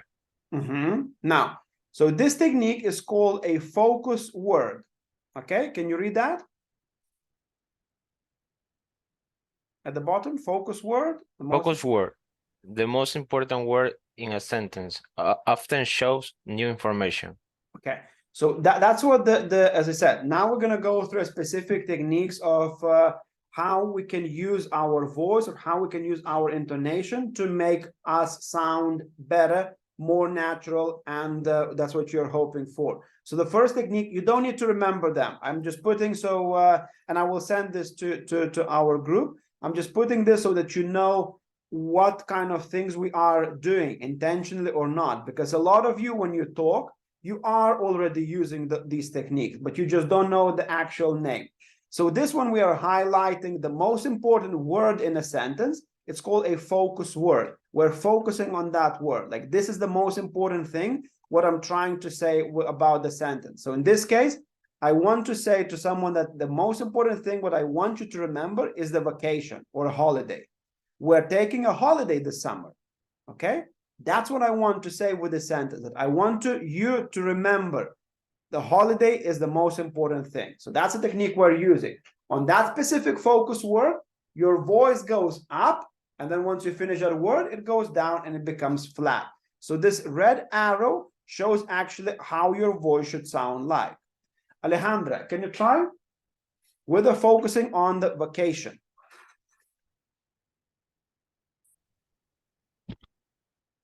Repeat the sentence. Yes, repeat the sentence again, but focus on the word vacation. We are taking a vacation this summer. We're taking a vacation this summer.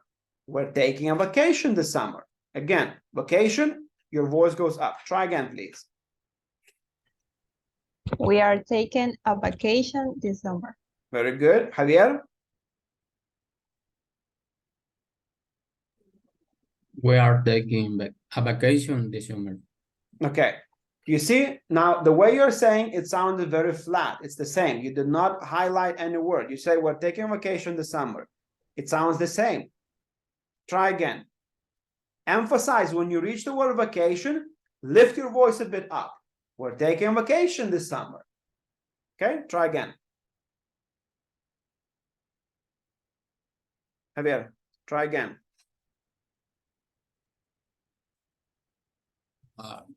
We are taking a vacation this summer. Very good. Ingeborg, try again. We are taking a vacation this summer. Kathy? We are taking a vacation this summer. Very good. We're taking a vacation this summer. Very good. Well done. Now, let's continue looking at the other technique we're using here. Christian, could you read the question, please?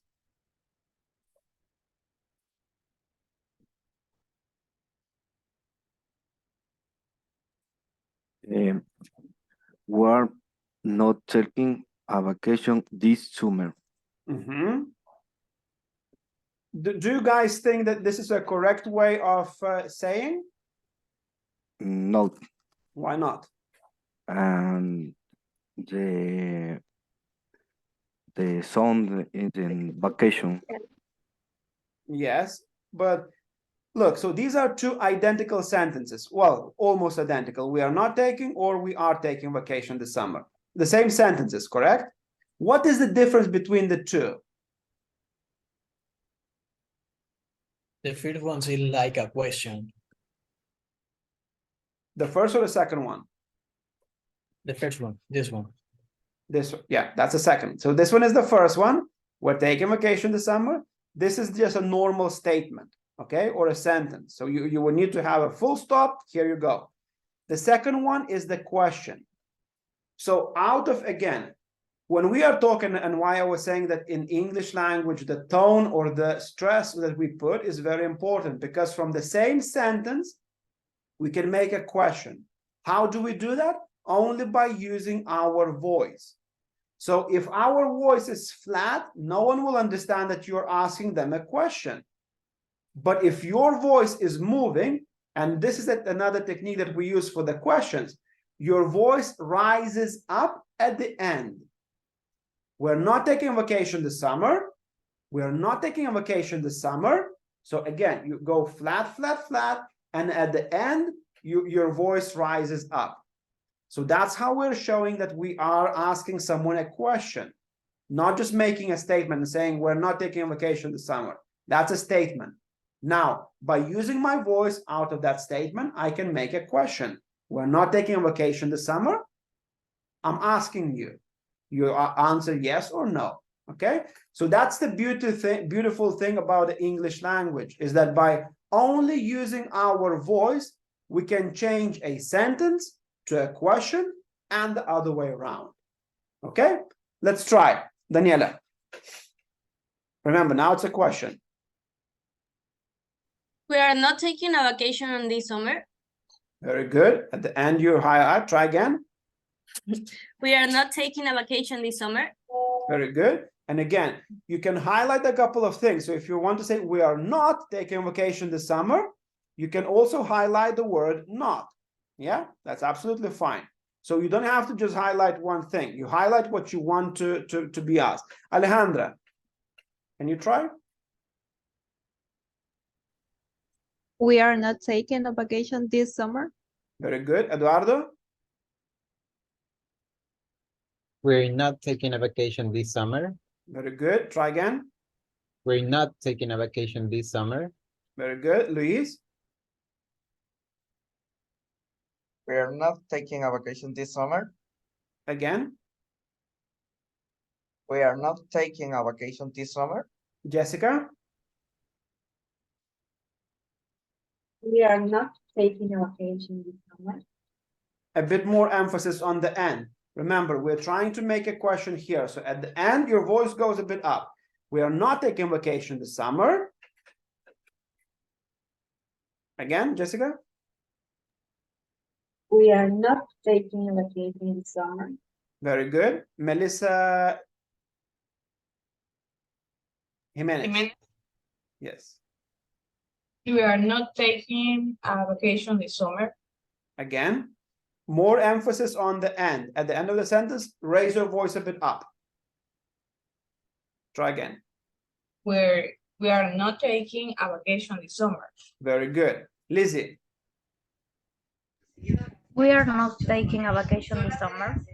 Again.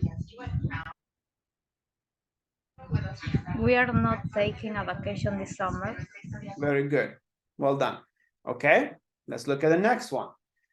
W questions. So W questions are the questions that starts with letters double and U. When, where, whose, where, what, why, and we can also add next to W questions how. Okay, so with these questions, again, if you look at the red line, we're focusing on a slightly different things. So we're focusing on the W word. So this could be, as I said, what, where, when, whose, when, what. And then we're focusing also on a focus word in these type of questions. So these are slightly different questions from your generic question. This rule here, we're not taking vacation this summer. This is a generic question, okay? A generic question, any other question that's not a W question would be like this, would follow this rule that at the end of the question, your voice goes up. With the W questions, we have it slightly different. We emphasize on the W. When does your summer vacation start? When does your summer vacation start? And we're also focusing on the key word or the focus word. So in this case, I want to know about the vacation. When the vacation starts. Okay, let's try. Antonella. When does your summer vacation start? Yeah, very good. Try again. When does your summer vacation start? Very good. Camila. When does your summer vacation start? Mm-hmm. What do you think? Was it good? Or you want to try again? Try again. Try again. Emphasize on when, okay? So emphasize when, and then emphasize on the focus word. So in this question, the focus word is vacation. So emphasize, the voice goes up at when and at the vacation. Try again. When does your summer vacation start? One more time. When does your summer vacation start? One more time. When does your summer vacation start? Very good. When does your summer vacation start? Excellent. Well done. Abigail. When does your summer vacation start? Very good. Giovanna. When does your summer vacation start? Very good. Try again. When does your summer vacation start? When does your summer vacation start? Try again. When does your summer vacation start? Excellent. Jimabel. When does your summer vacation start? Very good. Javier.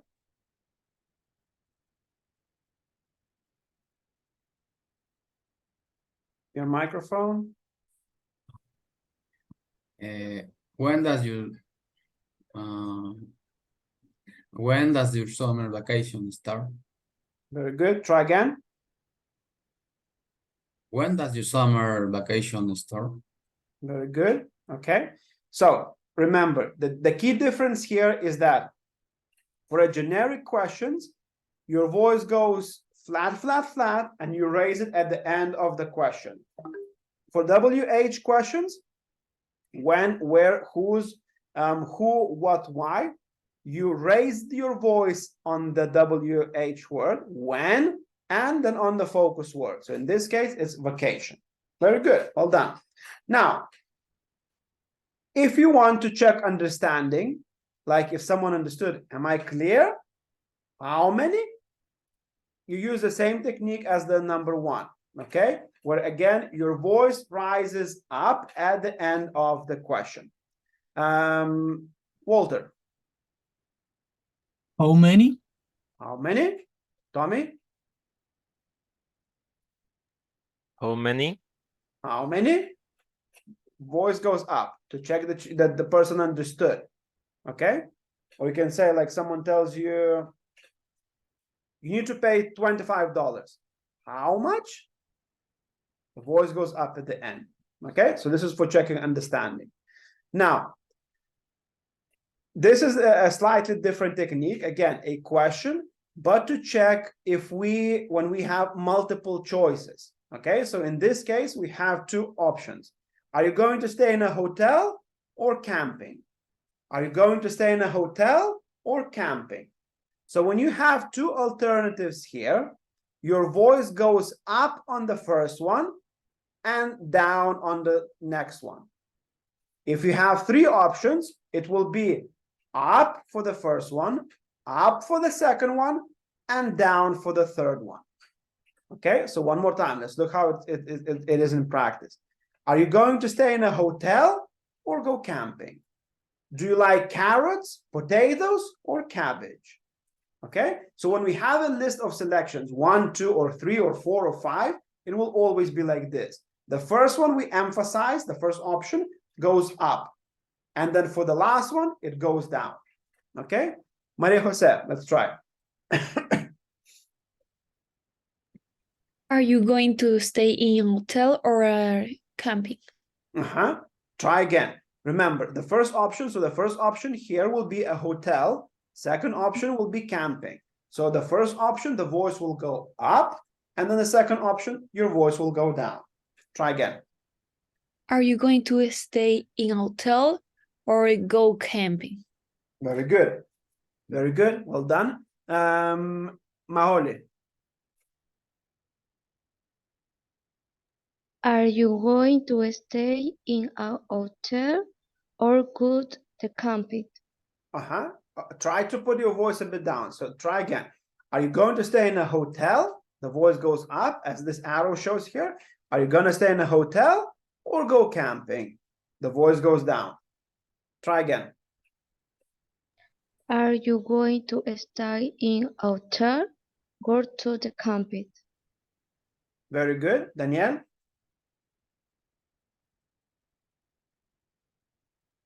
Please repeat. Yeah, repeat, please. Okay, are you going to stay in a hotel or go camping? One more time. Are you going to stay in a hotel or go camping? Are you going to stay in a hotel? Raise your voice up. In a hotel or go camping? Try again.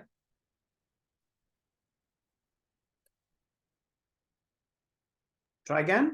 Okay, are you going to stay in a hotel or go camping?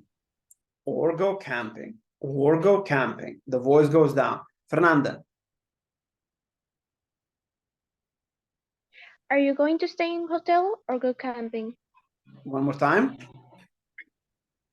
Are you going to stay in hotel or go camping?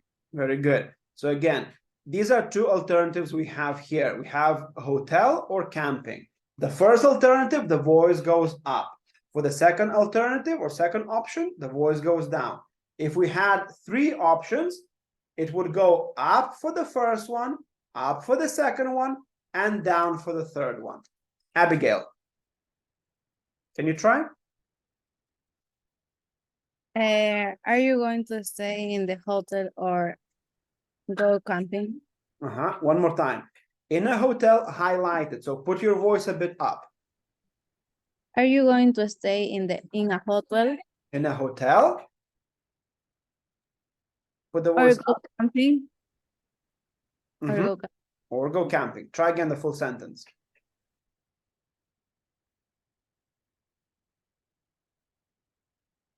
Can you try again the full sentence, Abigail? All right. Are you going to stay in a hotel or go Mhm. camping? Okay, very good. Well done. Now, so this is what I was saying when we have the three options. The first option goes up, second option goes up, and the third option goes down. So it's the same technique as we're using here for the questions, the same technique we're using for the sentences too. We want to go hiking, rock climbing, and whale watching. Okay, so we have three options of what activities we can do. Hiking, to go for a hike in the mountains, rock climbing, again, in the mountains, or whale watching, to watch the whales in the sea. So we have three alternatives here of what things we should do. The first one, your voice goes up. The second one, your voice goes up. And the third one, your voice goes down. Exactly the same technique, just not in a question, but in a sentence. We want to go hiking, rock climbing, or whale watching. We want to go hiking, rock climbing, and whale watching.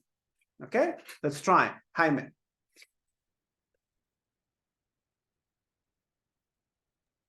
We want to go hiking, rock climbing, and whale watching. Up, up, and then down, please. Try again. Try again. Yes. We want to go hiking, rock climbing, and whale watching. One more time. Put the voice up. We want to go hiking, rock climbing, and whale watching. We want to go hiking, rock climbing, and whale watching. Good. Christian?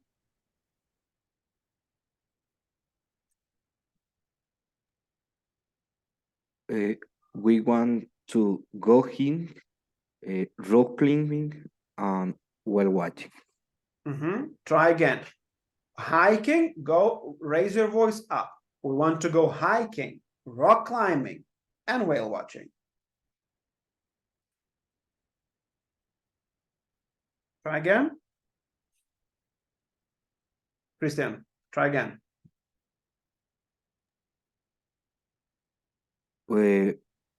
Repeat. Yes. We want to go hiking, rock climbing, and whale watching.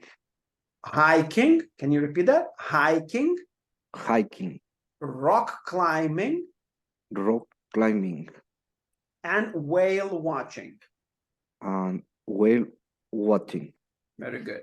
Okay, so let's try to look at this sentence, and you decide now, where do you put the voice?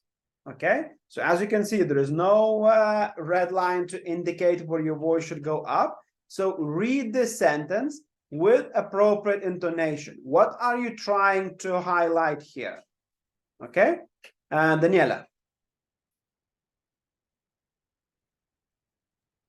Yeah, hurry up, John. Dinner is on the table. What are you trying to highlight here? The hurry up. The hurry up, or the fact that the dinner is on the table?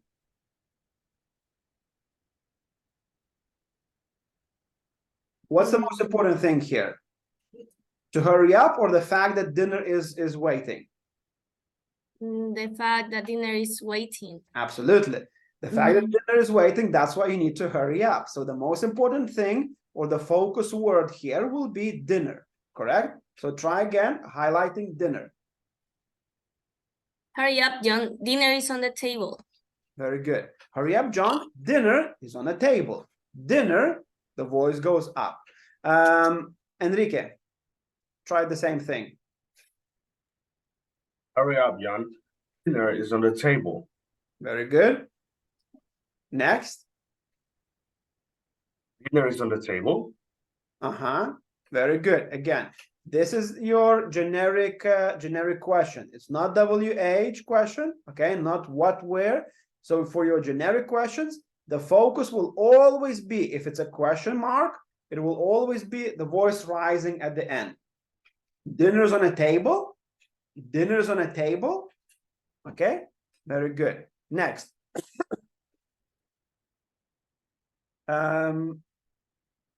Harold and Kathy.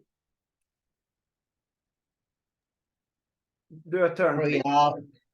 Hurry up, John. Dinner is on the table. On the table. Are you asking? Sorry, Harold, are you asking? Because you were highlighting at the end of the sentence. So are you asking? No. So you're making a statement. So then we're focusing on one specific word. Try. Hurry up, John. Dinner is on the table. What are you highlighting here? Which word you want to highlight or emphasize? Dinner. Dinner. Okay, so go a bit up, more up. Hurry up, John. Dinner is on the table. Try again. Hurry up, John. Dinner is on the table. Yeah, Kathy? On the table. Good. Louise and Leslie? Hurry up, John. Dinner is on the table. Again, focus on the word. So the key word or the focus word here is dinner. Hurry up, John. Dinner is on the table. Try again. Hurry up, John. Dinner is on the table. Yeah, Leslie? On the table. On the table. On the table. Very good. Julissa.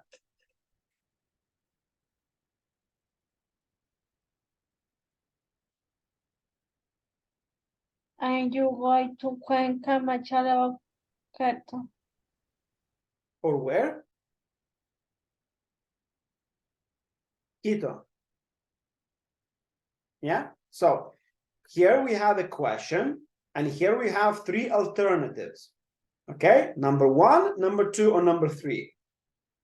So let's use a technique where the option number one, the voice goes up. Option number two, the voice goes up. And option number three, the voice goes down.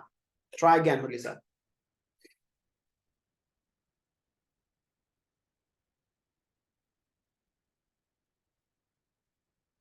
Are you going to Cuenca, Machala, or Quito? Very good. Eduardo, the same question. Are you going to Cuenca, Machala, or Quito? Very good. David? Are you going to Cuenca, Machala, or Quito? Ingeborg? Are you going to Cuenca, Machala, or Quito? Are you going to Cuenca, Machala, or Quito? Very good. Well done. Next. Alejandra. What time we are having dinner today? What are you emphasizing here? Where is the stress? Tonight. Only? What time we are having dinner tonight? Here we're looking at two things. Remember, WH question, it always goes up. Yes? And then the focus word. What's the focus word here? Dinner. Absolutely. So dinner goes up. Try again. What time we are having dinner tonight? Very good. What time we're having dinner tonight? What time we're having dinner tonight? Kathy? What time we're having dinner tonight? Giancarlo? What time we are dinner tonight? Again? Sorry. What time we are having dinner tonight? Very good. Well done. Well done. So these are some of the techniques we can use to express ourselves better, and that is the most important thing in English language. Remember, it's not what we say, it's how we say it. So try to work on this technique, even when you are reading some questions for the activities we do here. If you see the question mark, again, if it's a standard normal question, your voice will go up at the end. If it's a WH question, your voice will go up at the beginning. When did you say you're gonna go? When did you say you're gonna eat that pizza? And so on. Okay? So focus on that, and that's how we're gonna make your language sound and be better. Okay? So pronunciation, sentence stress. Who did not read yet? Thais. Could you read the task, please? Sentence stress, an important step of speaking English is stringing the word in a sentence, which carrying the information and not stringing the other on it. This will help you to communication better and to speak with good wins. Yes. So what we were saying a bit earlier is that it's important to stress out a specific, the focus or a stress word to pass the correct information that you want to tell your partner that you are talking to. Okay? So let's have a look at these words. Listen to the rhythm in these three dialogues. We have dialogue A, B, and C.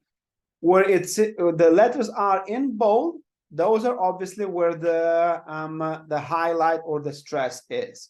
Okay? So let's listen to the recording first.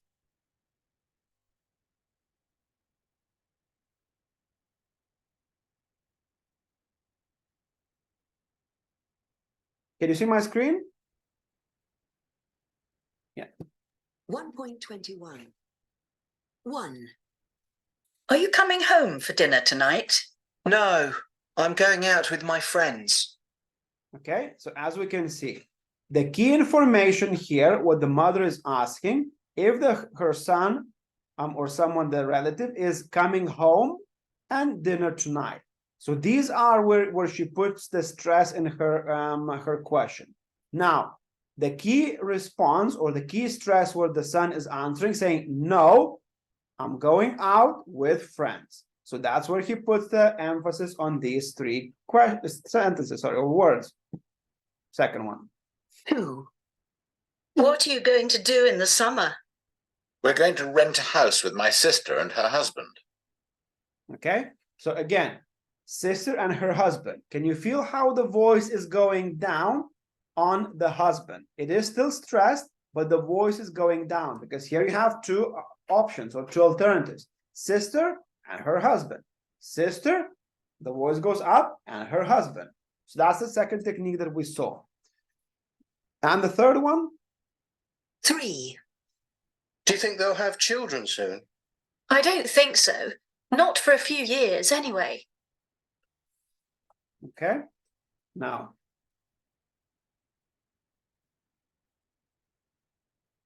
Second.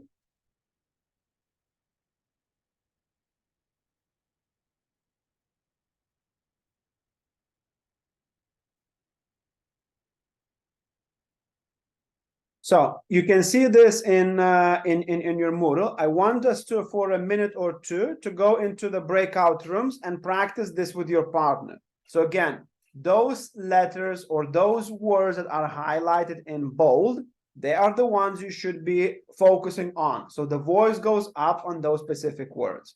Okay, so let's go to the breakout rooms. And let's practice this with your partner. So you say one sentence, your partner says another one, and so on. Okay?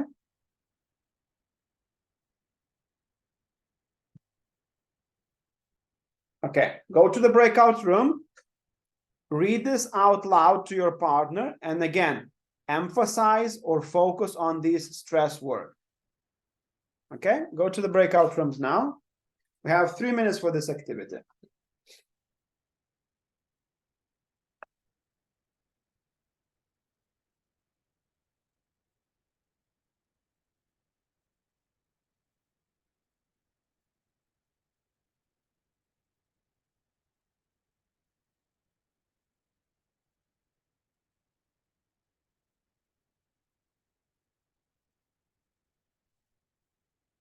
Go to your breakout rooms, guys.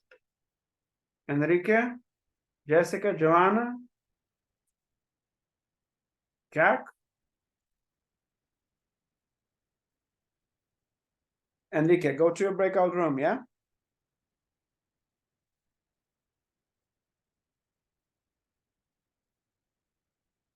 Jack?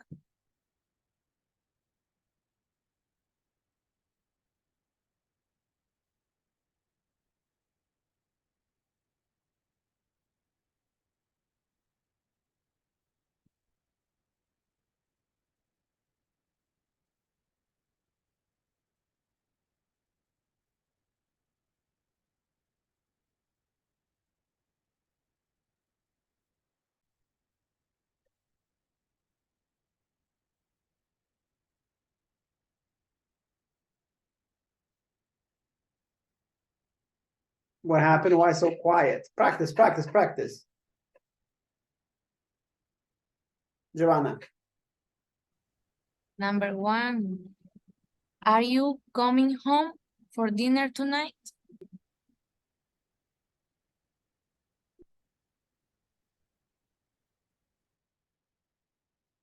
Maholi, can ¿Puedes you, volver a repetir?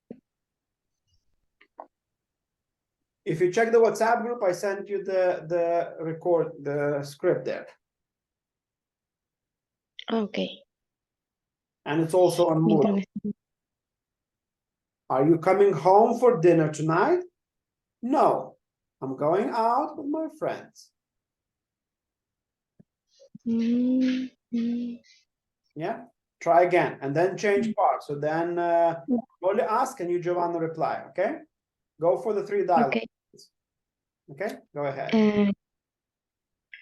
I do know I'm going out with my friends. Mm. The time I enter, there is a silence in the room. Yeah. No, we were talking. Yours. Okay, practice. Let's go. Number 1.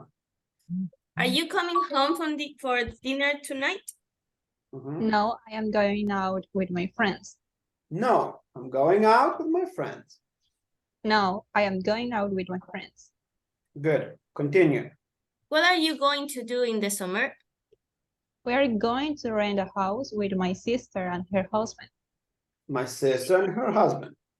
And my sister and her husband. Once you're done, then change the sides. Then Alejandro, you ask the question and Daniela replies. Yeah? Do you think Only English, please. Ay, no veo. Do you think they I am going out with my friend. Okay. What are you going to do in this summer? We're going to rent a house with my sister and her husband. With my sister and her husband.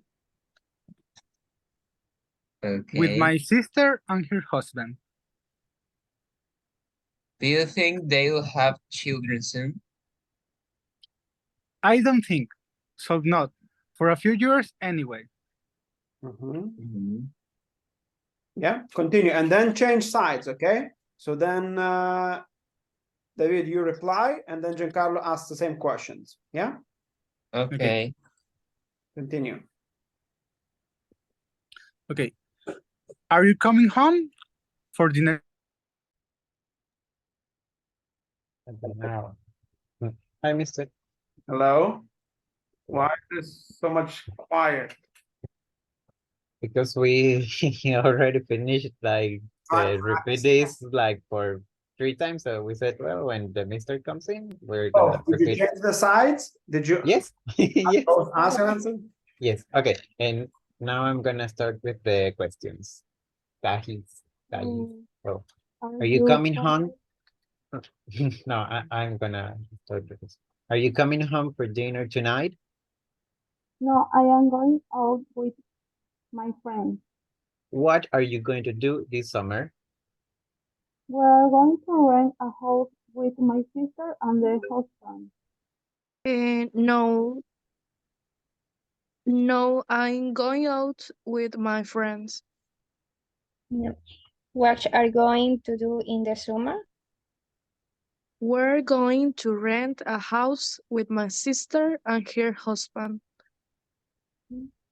Do you think they have a children soon? I don't think so, not for a few years anyway. Okay, now try again, switch sides. So now you ask and Kat replies.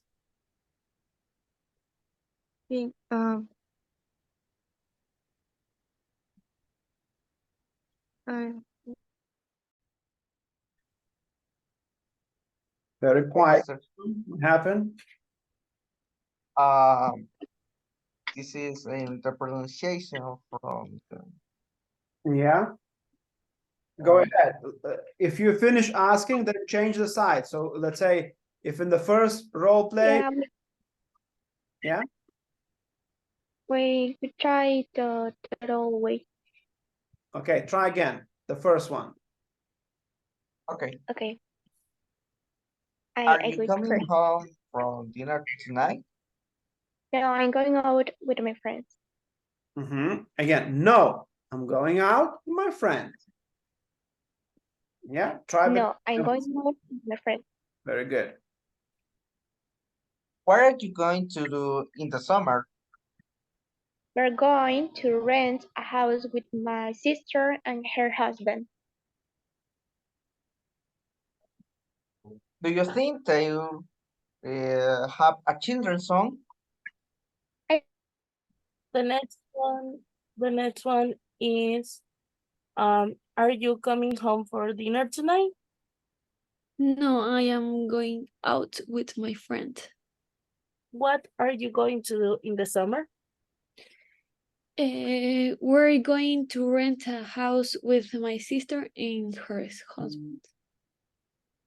Do you think they'll have children soon? No, I don't think so. Not for a few years anyway. Now, you say the questions, I say the answers. Are you coming home for dinner tonight? No, I'm going out with my friends. Okay. What are you going to do in the summer? We're going to rent a house with my sister and her husband. Do you think they have children soon? I don't think so. Not for a few years anyway. Okay. Okay, very good. Well done. Practice again. Practice Yeah. makes it perfect. Yeah. Are you coming home for dinner tonight? No, I'm going out with my friend. What are you going to do in the summer?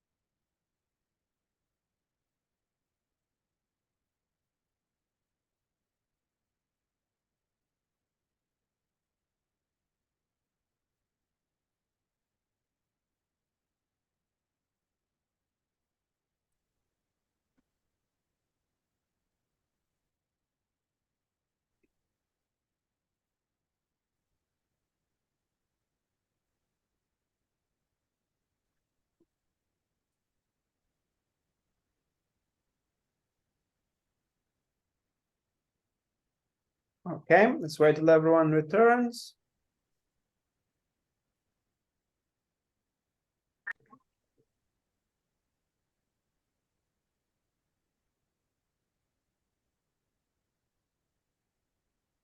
Okay, so good practice. Again, I tried to enter as many breakout rooms as I could. Once you finish, always use this time and space. So if you finish, change it. If you were asking a question, now you answer the question, and so on.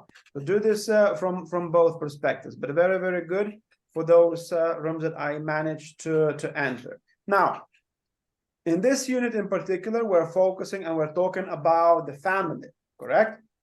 So last week, we learned some new vocabulary: stepmother, stepfather, sister-in-law, brother-in-law, sister, brother, parent, father, mother, and so on. Okay, so my question to you before we go into the reading activity is, which do you think has more advantages, being an only child or having brothers and sisters, and why? Okay, so think for a minute, which one is better, to be the only child or to have brothers and sisters, and why?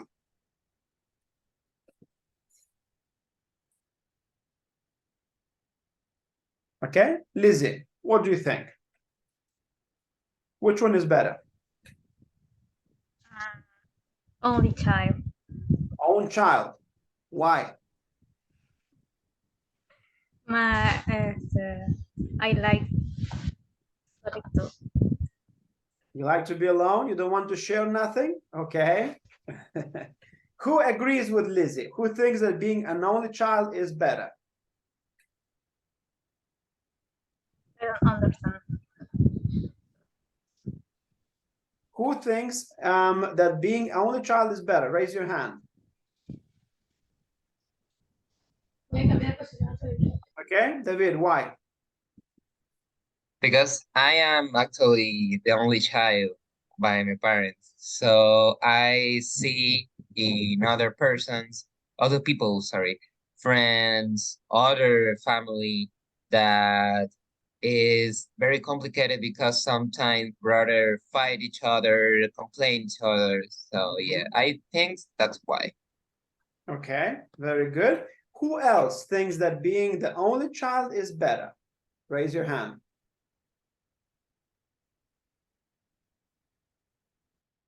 Okay, so it's only two. So I think the rest thinks that being or having brothers and sisters is better. Okay, Camila, what do you think?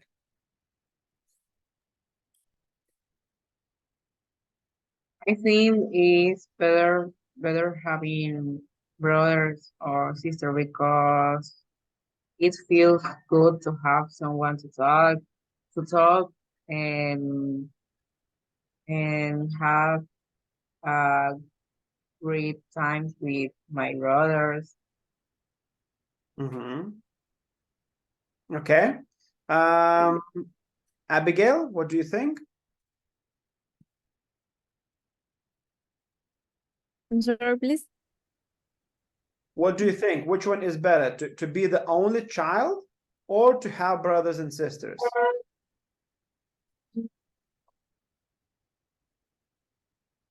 I have brother and sister. Why? Because the child, I don't like. You don't like to share? No. Okay. Okay. Joanna, what do you think? In my case, I have a brother, so I think that have brothers and sisters. Okay, so you like to share the things. Why? Why do you think it's better to have brothers and sisters? Imagine if you do not have a brother, you won't have to share anything. Everything is just for you. I think that share your life with someone who is near to you. Who is close to you, that's good. Okay. Ingeborg? I think it's better to be an only child because then your parents will give you more things. Yes, like what? All the love to you. Yeah. Yes. Okay. Okay, that's good. Look, guys, there's no right or wrong answer here. It's your opinions. Of course, some of you have brothers or sisters, so you might think it's better to have it. Others, you don't. You're an only child, so you think it's better because that's how you grew up. Camila, what do you think? Sorry? What do you think? It's better to be the only child or have brothers and sisters? Have brother and sister. Why? Because it's better to feel combined of my brothers and talk and to have someone to play sometimes or go out. Okay, good. And Tommy, what do you think?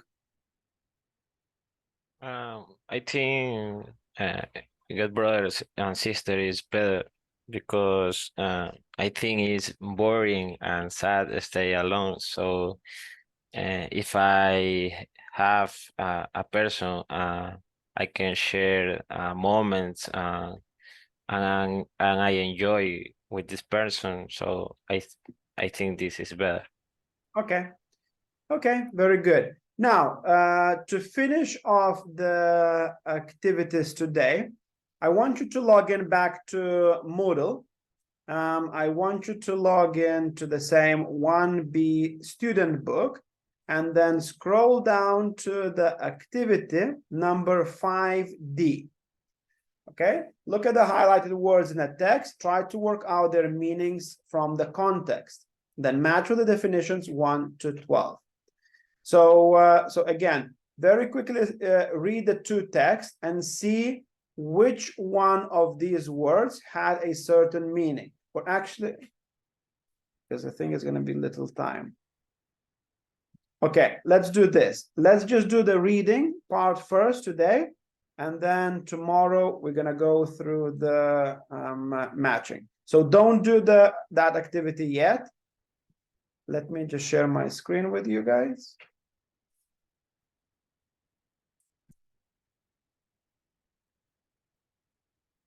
Okay, so just a reading activity. Read the first article. Okay, we have 5 minutes. And where you see the highlighted words, try to think, what do these words mean? Yeah, 5 minutes to read this. Mister, you need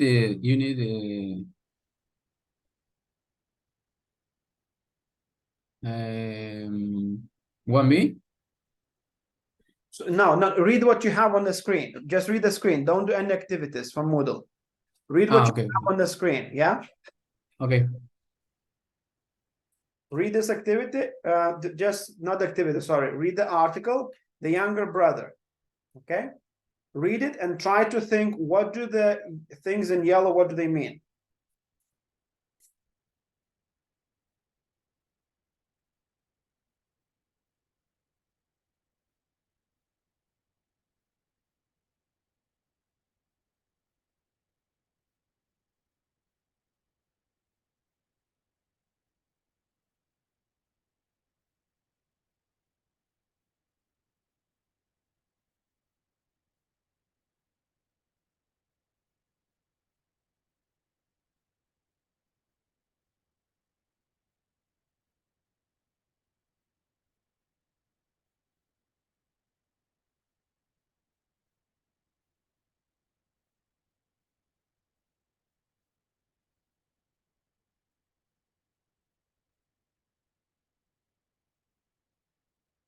While you're reading the text, pay attention to these words that are marked in yellow. Rivalry, sick, no wonder, shared, childhood, fight, and value. And try to think, looking at the sentence, looking at the context, try to think, what do these words mean?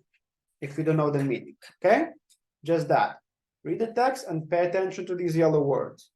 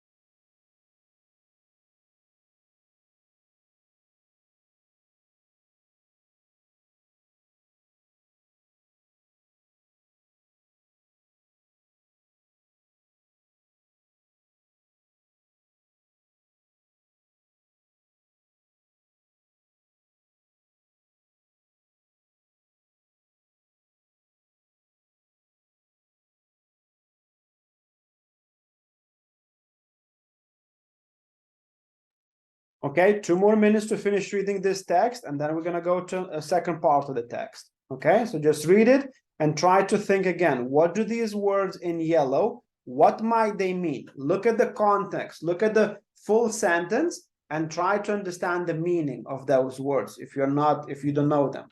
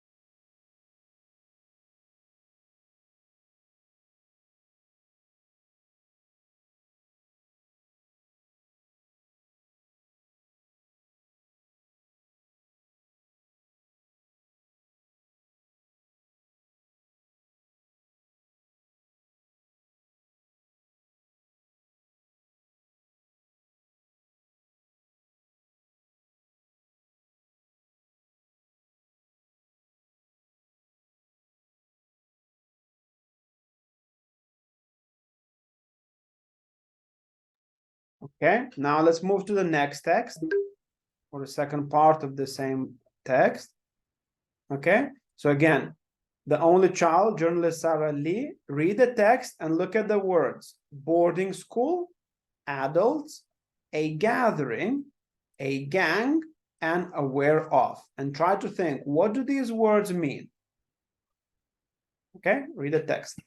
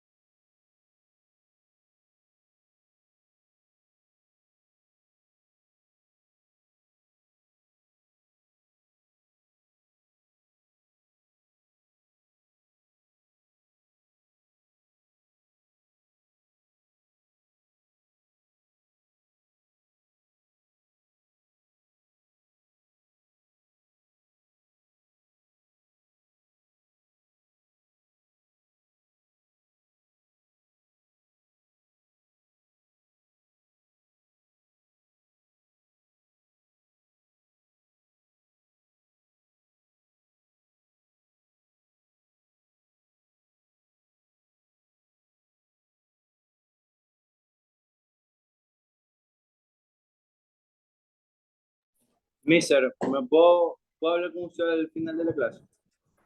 Sorry? Sí, cuando termine la clase puedo hablar con usted. Yeah, of course. Yeah. Finish reading everyone this, please. We have 2 minutes left. And think of what do the highlighted words, what do they mean?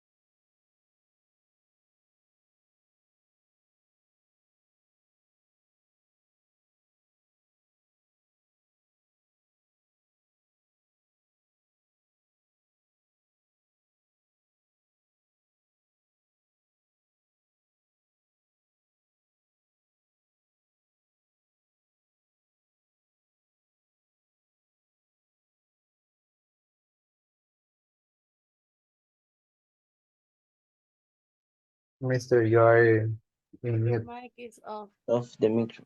I am in mute. Thank you. So I was saying that we're gonna finish. We're gonna have the activity from this reading tomorrow. So don't. Let me just change the date. But don't log into Moodle. Tomorrow we're gonna have the activity from reading. This activity we're gonna go into some other things. For today, like one last thing, Alticia.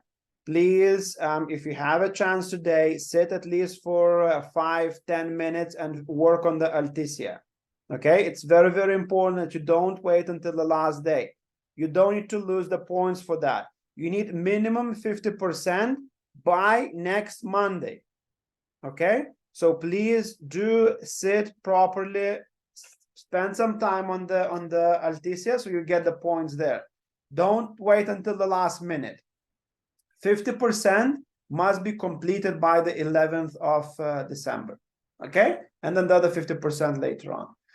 Now, do you have questions about anything that you would like to ask? Someone said that they want to talk to me. So if you want to talk about something, just stay a bit longer. For the rest, I'll see you guys tomorrow then.